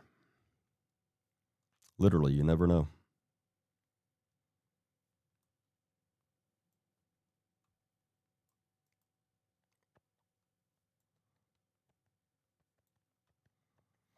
All right, what else? What else do we need to discuss tonight? Oh, if you haven't watched I put out a short podcast video, very short video, about 4 minutes earlier today. Go check that out, and you can find that on YouTube, TikTok, Facebook. But there was a fight that broke out at an 8 and under basketball tournament in Florence, Alabama this weekend. And let me put this very short, the video, but let me pull that fight up. This is crazy. I mean, this crosses a line. It's just like, what are we doing?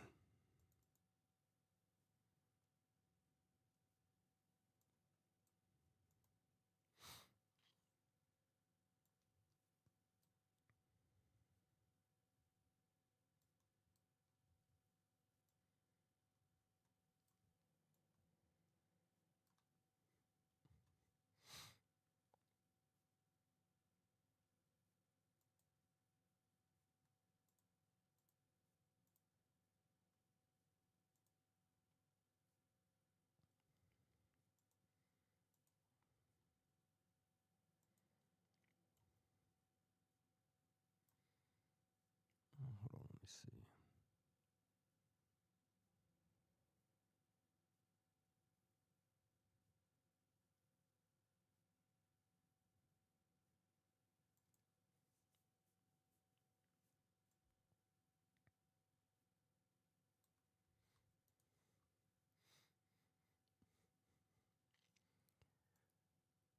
So again, this is an 8U, which is 8 and under basketball tournament. And this game was between Florence, a Florence team, and a travel basketball team out of Tennessee. There's no sound, but you can guess how it's sounding. And this is after the game. The game is over. And apparently the two coaches started fighting. I mean, and it turns into an all-out fight, a brawl. And then, I mean, look at this. A lot of punches being thrown there by grown adults. And then some of the people from the stands jumped in.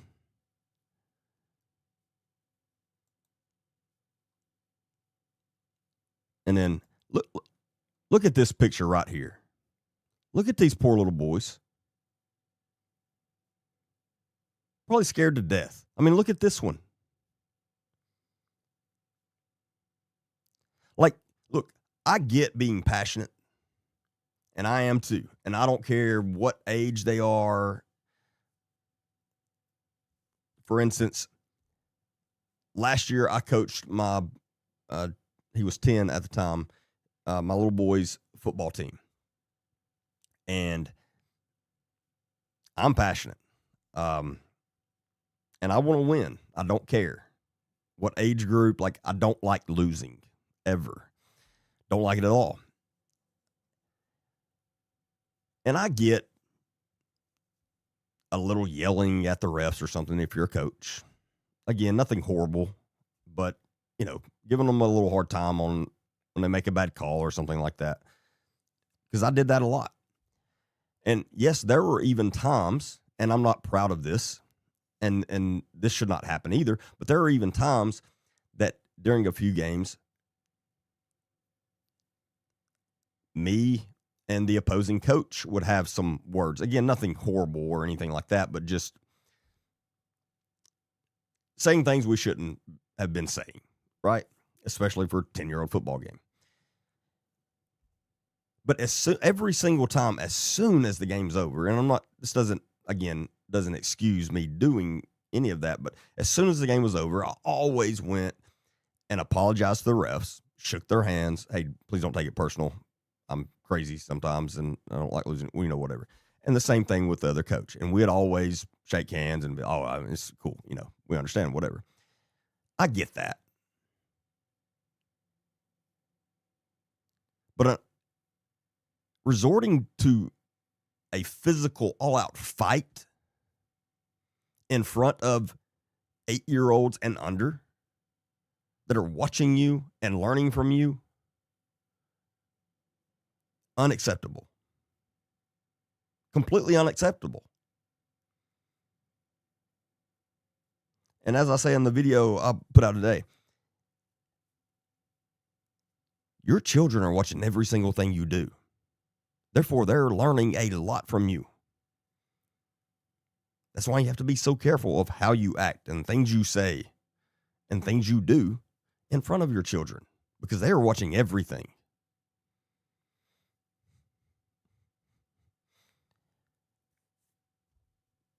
It should never go to this during over an 8-year-old basketball tournament.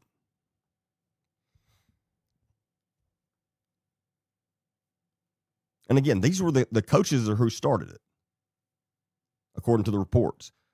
The two coaches started fighting first, and then some people in the stands. And obviously, I'm sure some of the adults were getting involved trying to break it up. But there were also some adults from the stands that jumped in and started throwing punches.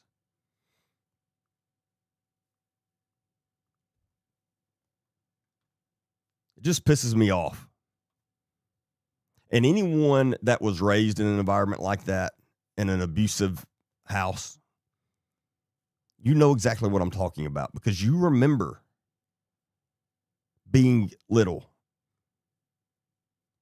and that stuff happening in front of you and how scary it was and how bad you hated it. And here all these little boys, this is happening right in front of them. It just pisses me off. There's no excuse for it.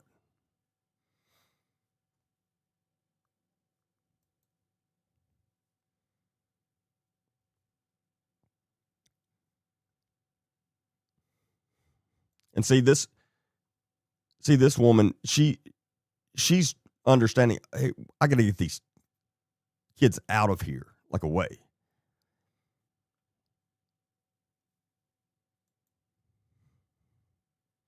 I mean, look at these poor little guys. God, it pisses me off.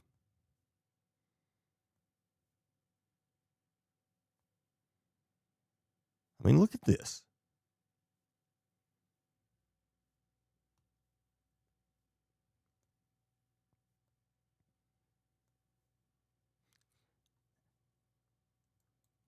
Everyone involved in that should be banned from any of their children's games for the rest of their time.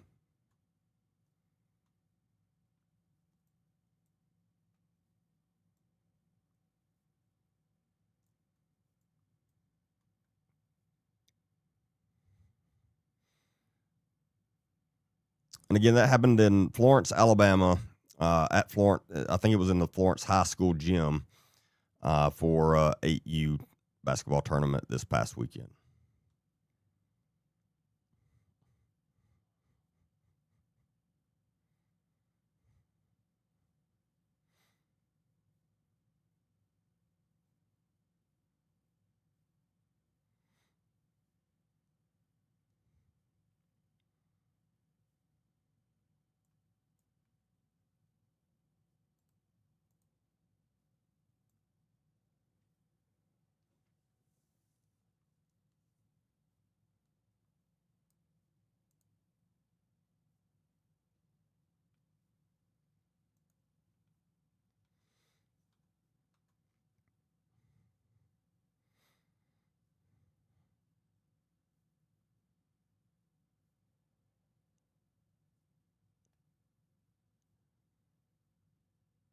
Moderators, we on TikTok?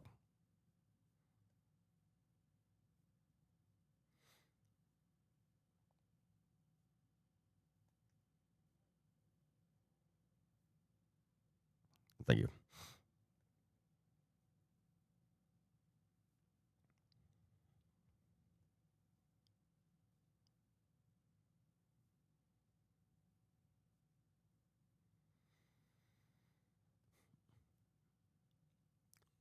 Georgia is very competitive. Never had a parent fight happen. That's crazy. Yeah. Again, look, I've definitely said things I shouldn't have, and I'm not talking about vulgar things or anything. I'm just saying, gotten too loud and yelled at the ref a little too much when I was coaching, for sure. And again, I'm not saying that that's okay either, because it's not. But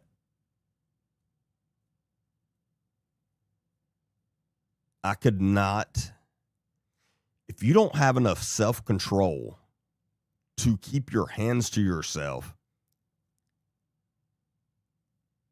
at your 8-year-old's basketball game, you've got some major issues. Major issues.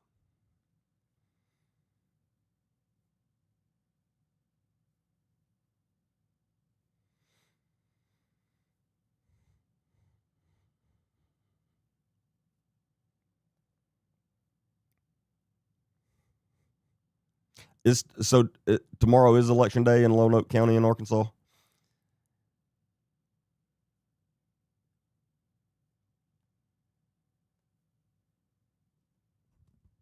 Yeah, I know I have quite a few followers from in Arkansas, and specifically Lonoke County, where the Aaron Spencer case happened, and where he is now running for sheriff. And if any of you are on here, you have any friends or family that live in that county in Arkansas, make sure to please go vote tomorrow for Aaron Spencer for sheriff. Really, really big deal. Please do that.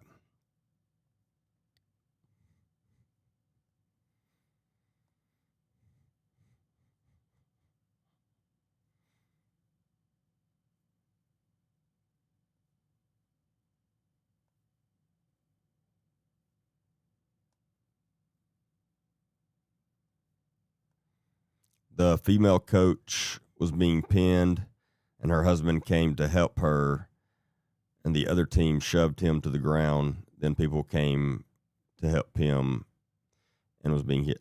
No, I completely understand that. Whoever swung the first punch or pinned her or whatever, that's who I'm talking to. But no, absolutely. If your wife was being pinned by a 300-pound man, wouldn't you try to help her? Oh, I would do more than that. No, I don't. I'm not disagreeing with somebody that did that at all. Absolutely not.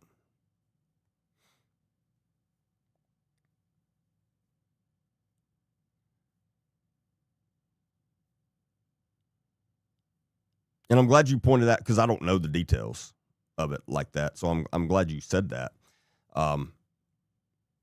Yeah, the people I'm talking about is the ones. So whoever started that and was punching someone or pinned someone down, and everyone that participated in that, is unacceptable.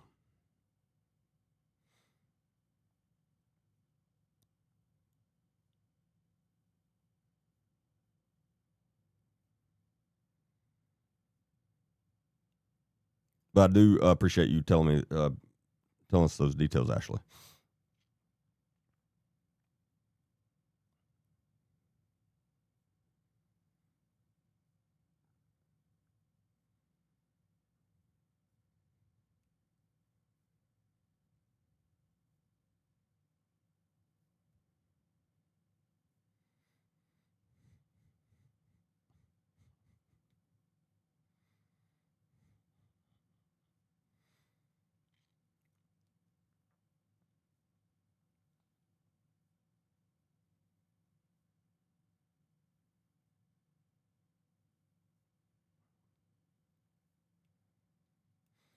Let me pull that back up. I'm curious now because I haven't paid a lot of attention to the actual video as far as like analyzing it at all.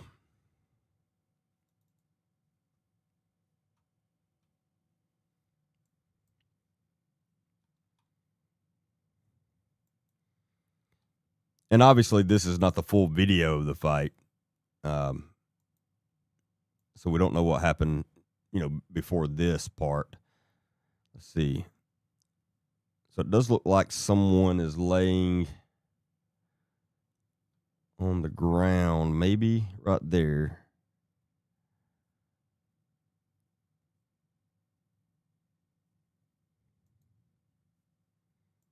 Okay, yeah, there's a guy down on the ground there. And again, we don't know how long the fight's been going on before this.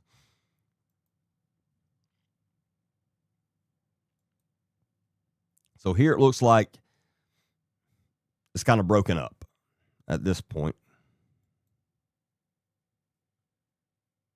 But again, we don't know what happened before this. So, yes, I agree. If one of these men's wives was being pinned down 2 minutes before this and they're still fired up and ready to fight, I understand that. I do, absolutely.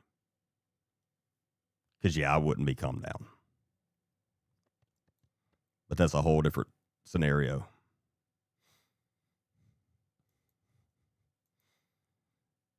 And whoever's filming this is the worst cameraman or camera woman of the year here.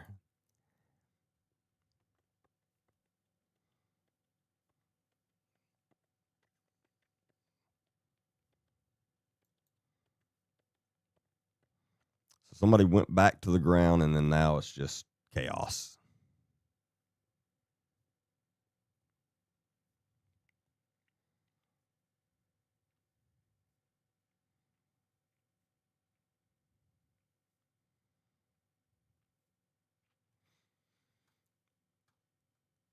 Yeah, I wish I had like better video in the full thing. And there may be more videos out there. That's just the one I got today. But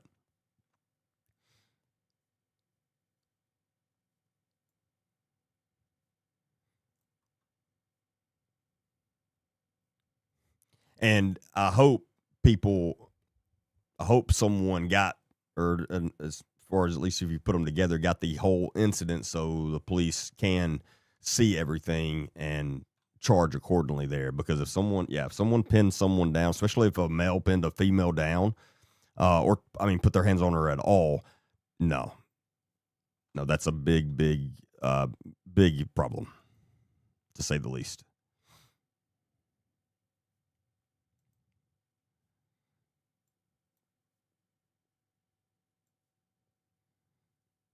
And trust me, the Lauderdale County Jail, not a place you want to go to.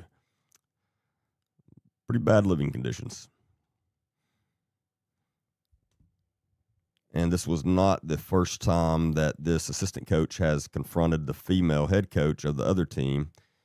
There's a lot more video that should be showed, and it would explain a lot more. I'm going to check it. Actually, if you know where I can find more videos, message me that, please, because I'm curious now, and I would like to see the rest of that. So, Ashley, was who did the female coach for? Did she coach for Florence or the Tennessee school?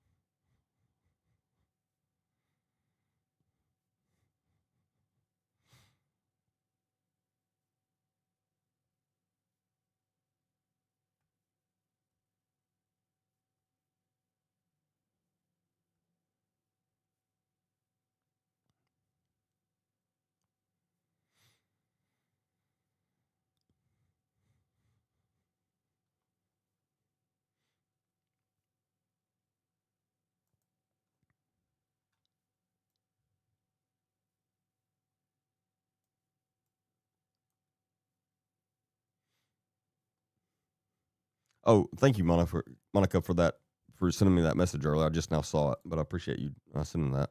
I should have looked earlier.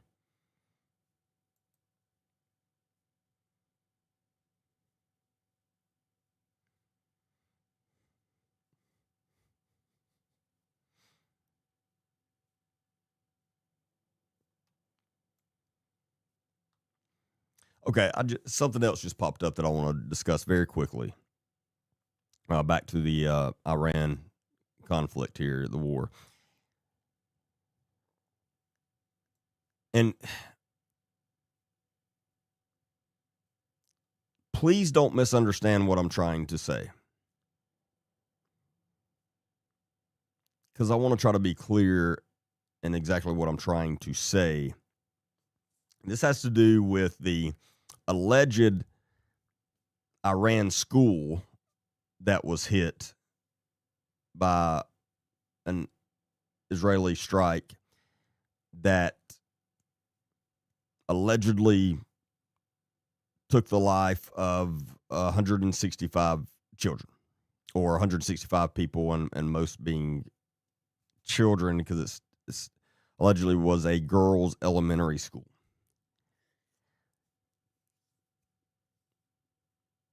I'm not saying this didn't happen.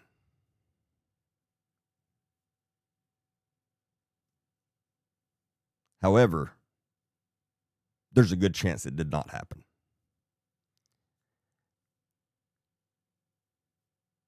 If it did happen, there's an even better chance that Iran did it themselves to try to make Israel and the U.S. look bad. Because, again, trust me, the Iranian government did not care about their citizens. They've done horrible things to them. So I would not put that past them. Now, yes, there is also a possibility that an Israeli strike took the school out. But don't jump to that and just believing that's what happened.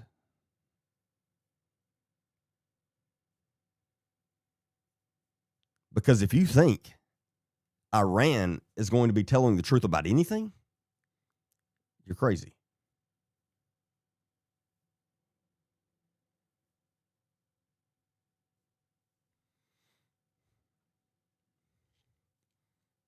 Oh, thank you, Rhonda. I will. Yeah, Leanne, I'll check your coming out in just a second.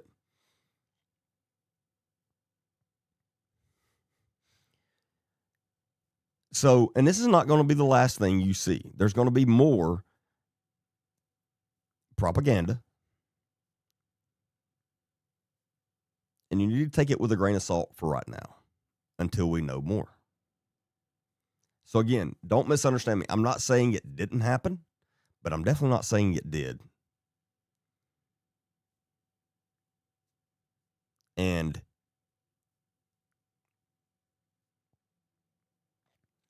if it did,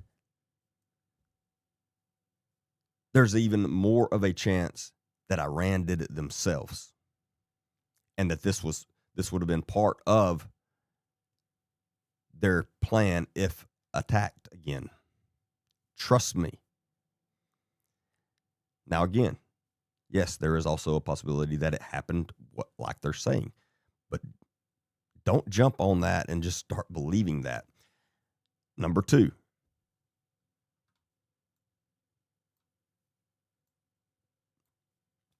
if this happened, it's horrible. Okay, nobody would disagree with that. Horrible.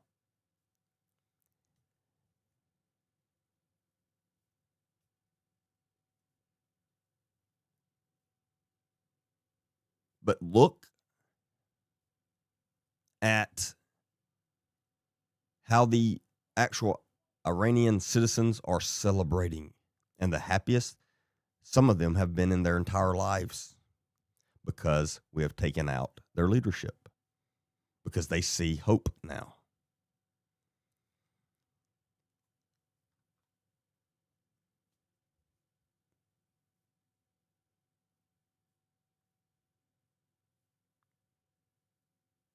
That's the best way I can put it. But this is everywhere now. Listen, again, if this really happened, and if I was a betting man, I would bet that Iran did it themselves. Again, we're talking about a regime that used chemical weapons on their own people, and that's a fact.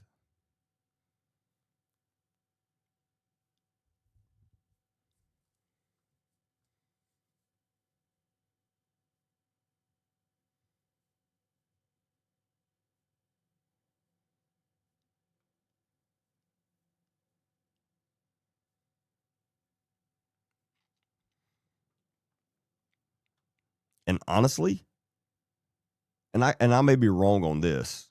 Again, this is just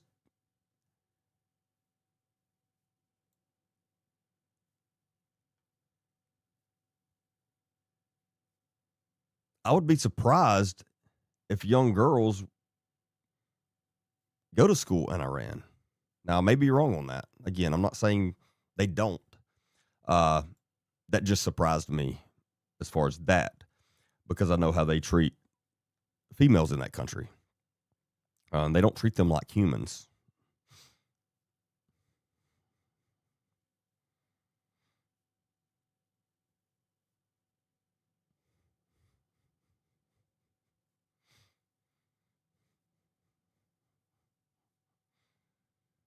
And again, there a lot more of this stuff's going to come, and 100% definitely some of it is not going to be true at all. Now, again, I'm not saying this didn't happen, but I think I was pretty clear. The school was next to some sort of military target. I've seen multiple videos. It definitely happened. Yeah, again, it definitely may have really happened. But again, if it did, I think there's even more of a chance Iran did it.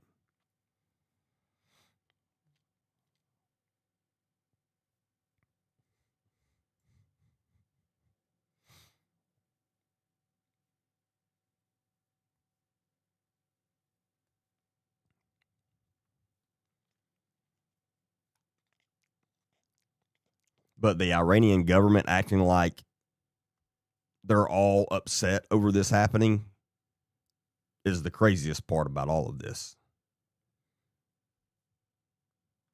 Because trust me, they don't care. The regime that was there anyway.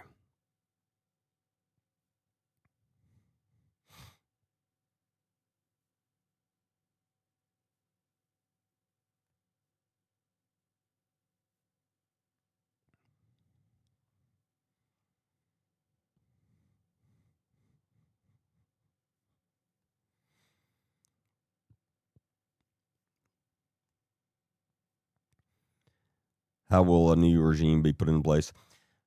I hit this on this a little earlier, and this is speculation on my part, but I would bet that between the CIA and Mossad, they have plans in place before this and had already talked to people and probably have a plan of how to get a new regime in place.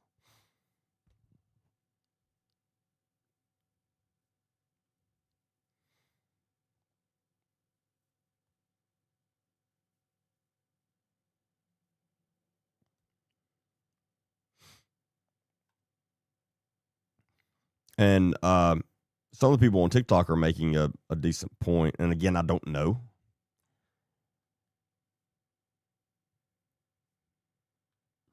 But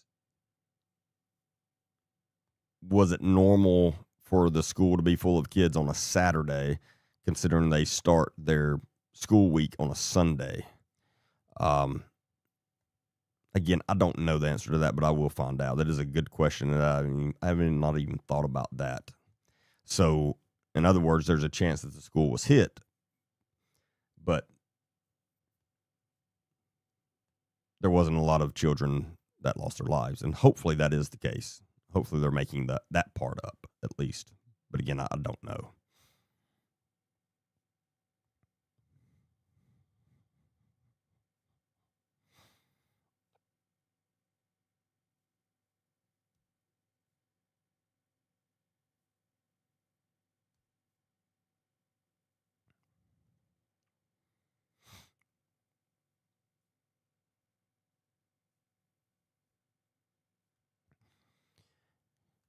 Okay, so Ashley, back to the fight at the basketball game. Ashley said the female coached the Tennessee team. Okay, and that's who Ashley's saying was attacked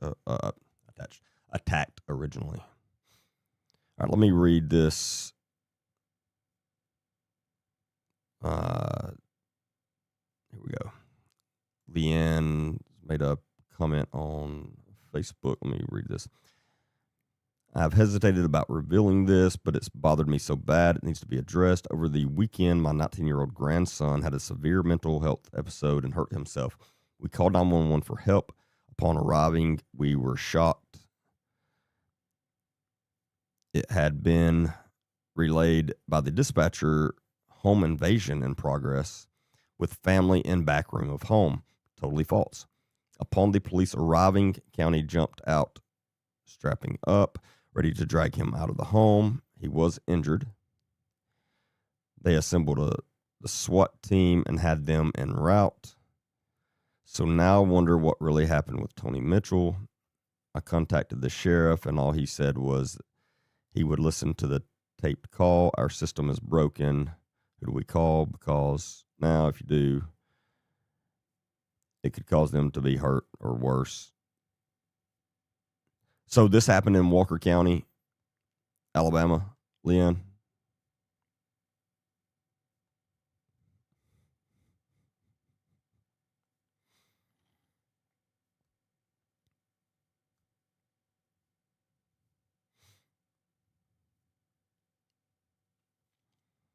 I'm guessing that is.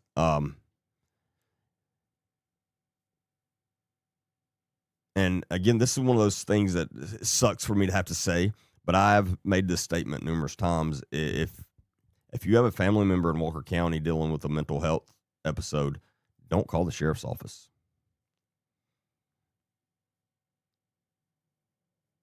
I mean, there's been too many completely documented and filmed incidents of this where they just show up and shoot. I've never seen anything like it.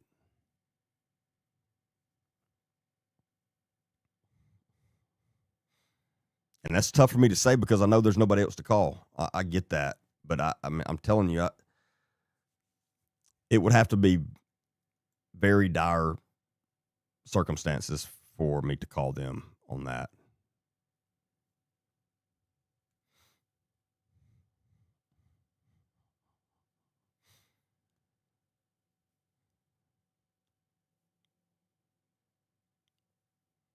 But Leanne, please make sure you message me because I'd like to talk to you more in depth about this incident.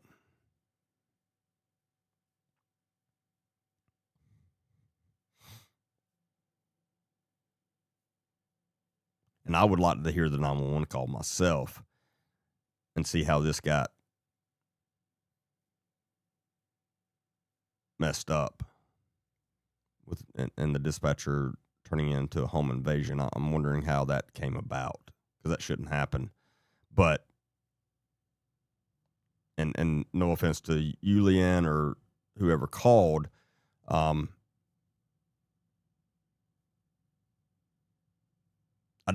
would like to hear the call because, like I said, I don't want to immediately just put it on the dispatcher that the dispatcher is in the wrong because she may not have been. I don't know. Again, I don't know what was exactly what was said or how it was said or whatever. But I wouldn't doubt it being the dispatcher's fault in that county.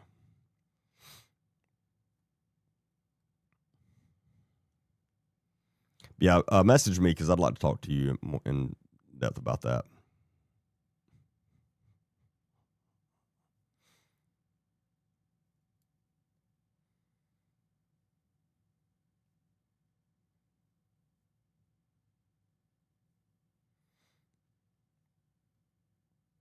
But the Walker County Sheriff's Office does not know how to handle mental health issues. They don't. Again, we know of, there's two that I've covered where family called them for help and they show up and they just shoot them and take their lives. And the well, I'm not going to say names right now, but one of those stories that I covered,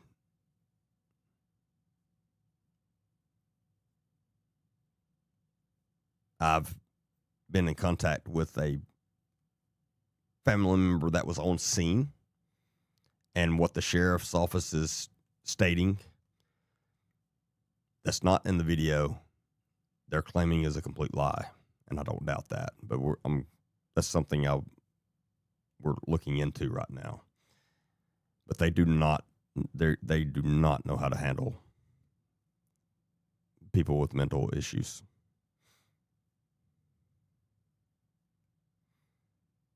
I will, Z Girl's mama. I will. I apologize if I haven't gotten back to you.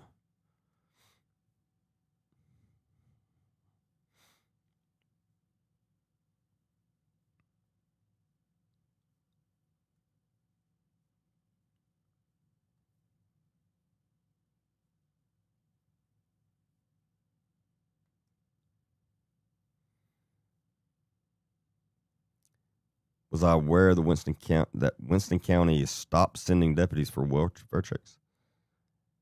What do you mean they're just telling people no? Like, they can't do that. Is that what you're saying?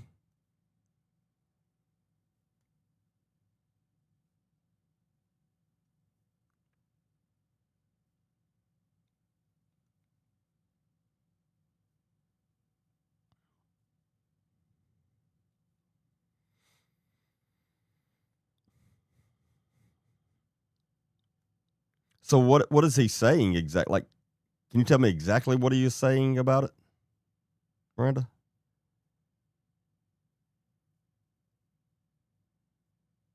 Because I mean, I may have to go meet with him, because that's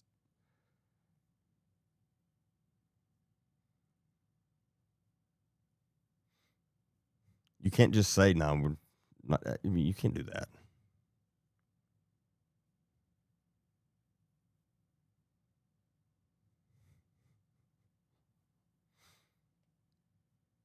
They don't have the staff or time to deal with it.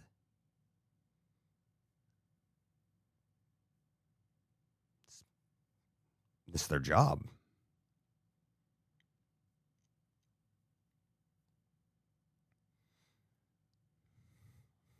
Send fire or EMS.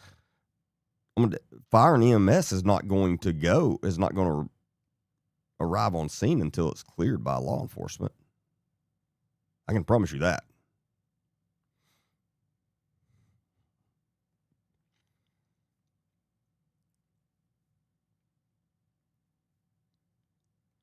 So we're talking about Winston County, Alabama, Winston County Sheriff's Office, and Miranda said that she has learned that the sheriff in Winston County has stated that his agency is not going to respond to welfare checks. They're just not.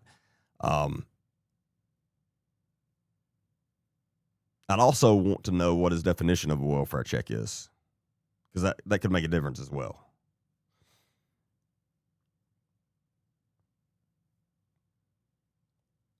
But if it's anything unknown, I'm telling you, EMS and fire are not going to go get on that scene until it's been cleared by law enforcement. Nor should they.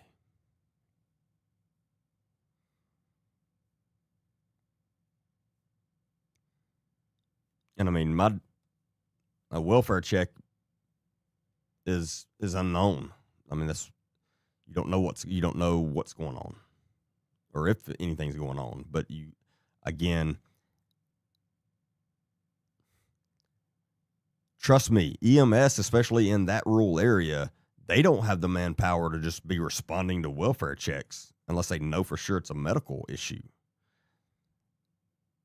So, all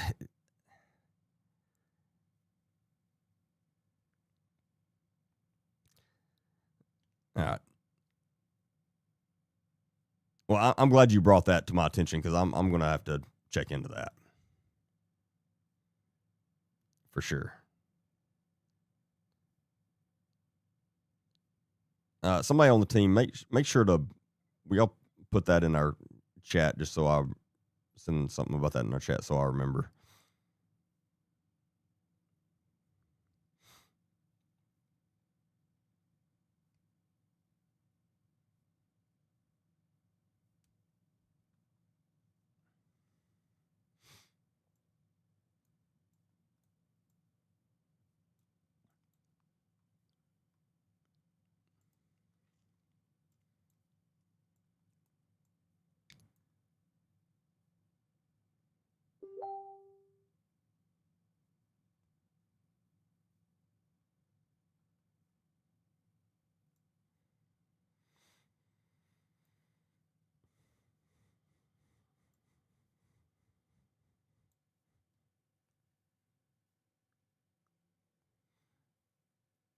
Yeah, Leanne. No, I'm definitely going to look in.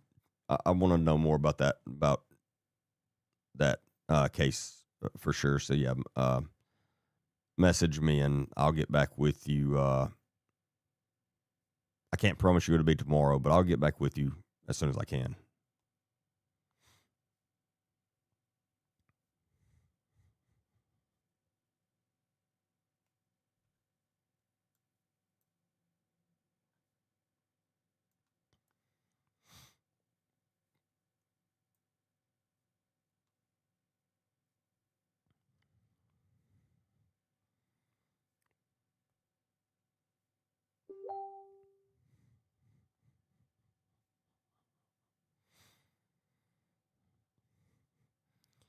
A while back here in New Mexico, we had a guy about 1 a.m. going around our little community trying to open doors to get in our houses. We are 70 miles from a town. Wow. Called 911 and was told they would not respond as they had no mountain deputies close. They didn't respond. That is just that's crazy to me.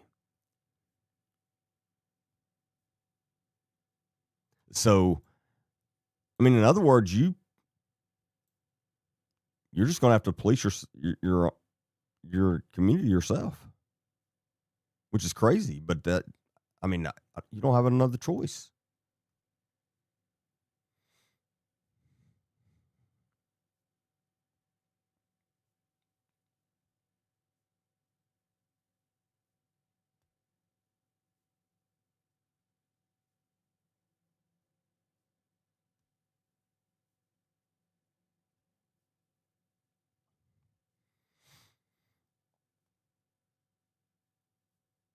Yeah, I'm gonna dig into it, Miranda, and yeah, I'm gonna see what exactly is going on.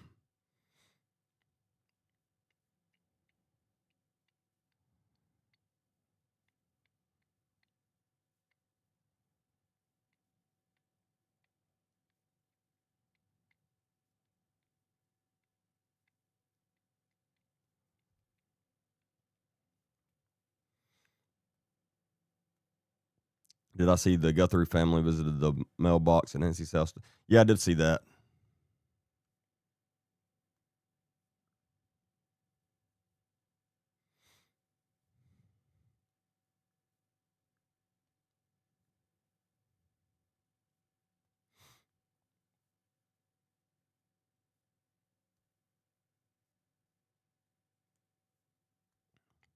I agree with that, Denham.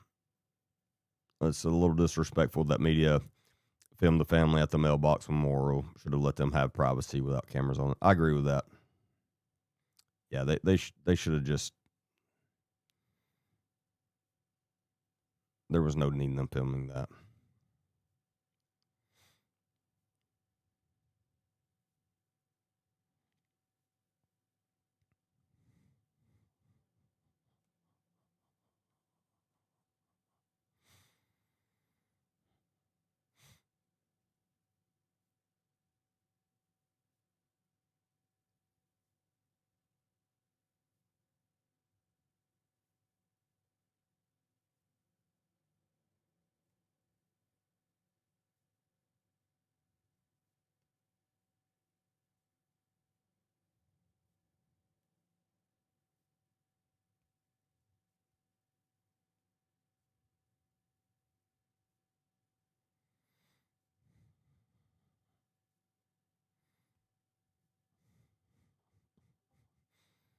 Yes, Glenview. Yeah, I did a full podcast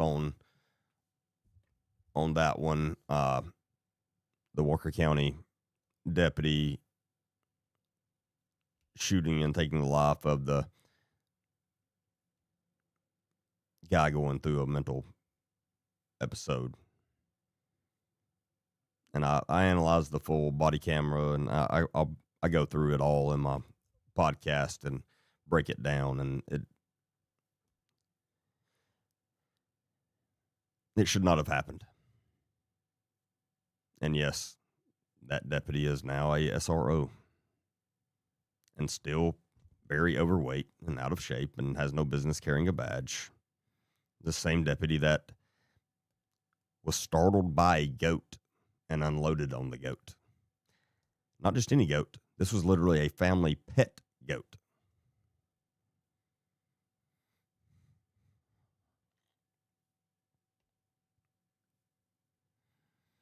One more thing, and I'm going to run. Anaya Blanchard's case, the trial started today in Macon County, Alabama. And I'm going to go. Today was just jury selection, and they didn't get finished with that, and it's probably going to carry on through all day tomorrow too. I don't really have any interest in sitting through jury selection. So I didn't go today. Not sure if I'm going to go tomorrow, but when the trial is starting, I will be there for sure. And I may go tomorrow. I'm not decided yet, but I will keep everybody updated on that. Talked to someone that was there today earlier, and they said that they are anticipating the jury selection lasting all week. So it may not be till next week till the actual trial gets started. But if you're not familiar with Anaya Blanchard's case in Alabama, she was a college student at Auburn University, and a man that didn't know her, nothing, just decided he was going to kidnap her and take her life. Completely innocent young girl. Completely just... And this man should not have been out of jail. He was out on bond on some violent stuff, and his record, he shouldn't have been out of jail anyway. Numerous prior violent felonies. And Anaya's mom is an amazing woman, to say the least. And she immediately started pushing for change, because the man should not have been out of jail. And she did. She made it happen. And there's now a law. It's already been passed in Alabama, called Anaya's Law. And it now gives judges the authority to keep violent offenders in jail on a no bond pending their trial. So they don't have to give them a bond. And that's all because of Anaya's mother. And again, very amazing woman, very strong. I can't imagine what she's gone through. But be thinking about her and the rest of Anaya's family this week, for sure, because unfortunately they're going to have to relive a lot of this stuff in the trial. And it's just horrible. But I'll keep everybody updated on that. And I have confidence that this guy's going to get what he deserves, which is the death penalty. Because we still have that in Alabama. And if anyone deserves it, he does. But yeah, I'll keep everybody updated on that. So that's all I've got tonight. I appreciate everyone being on here. I've enjoyed it. We've had a lot of good conversations tonight. We've gone from talking about crazy serious stuff to poop. And all my lives you can play them back on Facebook for up to 30 days and then on YouTube forever. So if you ever miss a live or miss some of it, go on Facebook or YouTube. Again, YouTube, they're on there forever. So you can go on YouTube and rewatch the whole thing at any time. Again, if you're not following or subscribing, please do that. And next Monday, we're rolling out our Patreon account, and it's going to be a lot of cool things on there, and I'll put everything out about that then, but I'm looking forward to that. So be looking for that. Other than that, I hope you all have a great rest of your Monday night and a great week. And again, I will be, unless something happens, I'll be back live Wednesday night at 8 p.m. Central Time. And again, I'll keep everybody updated. Once the trial starts, I'll probably go live for a little bit each night just to update everybody on the trial. But other than that, I appreciate each and every one of you. And make sure you subscribe, like, and follow.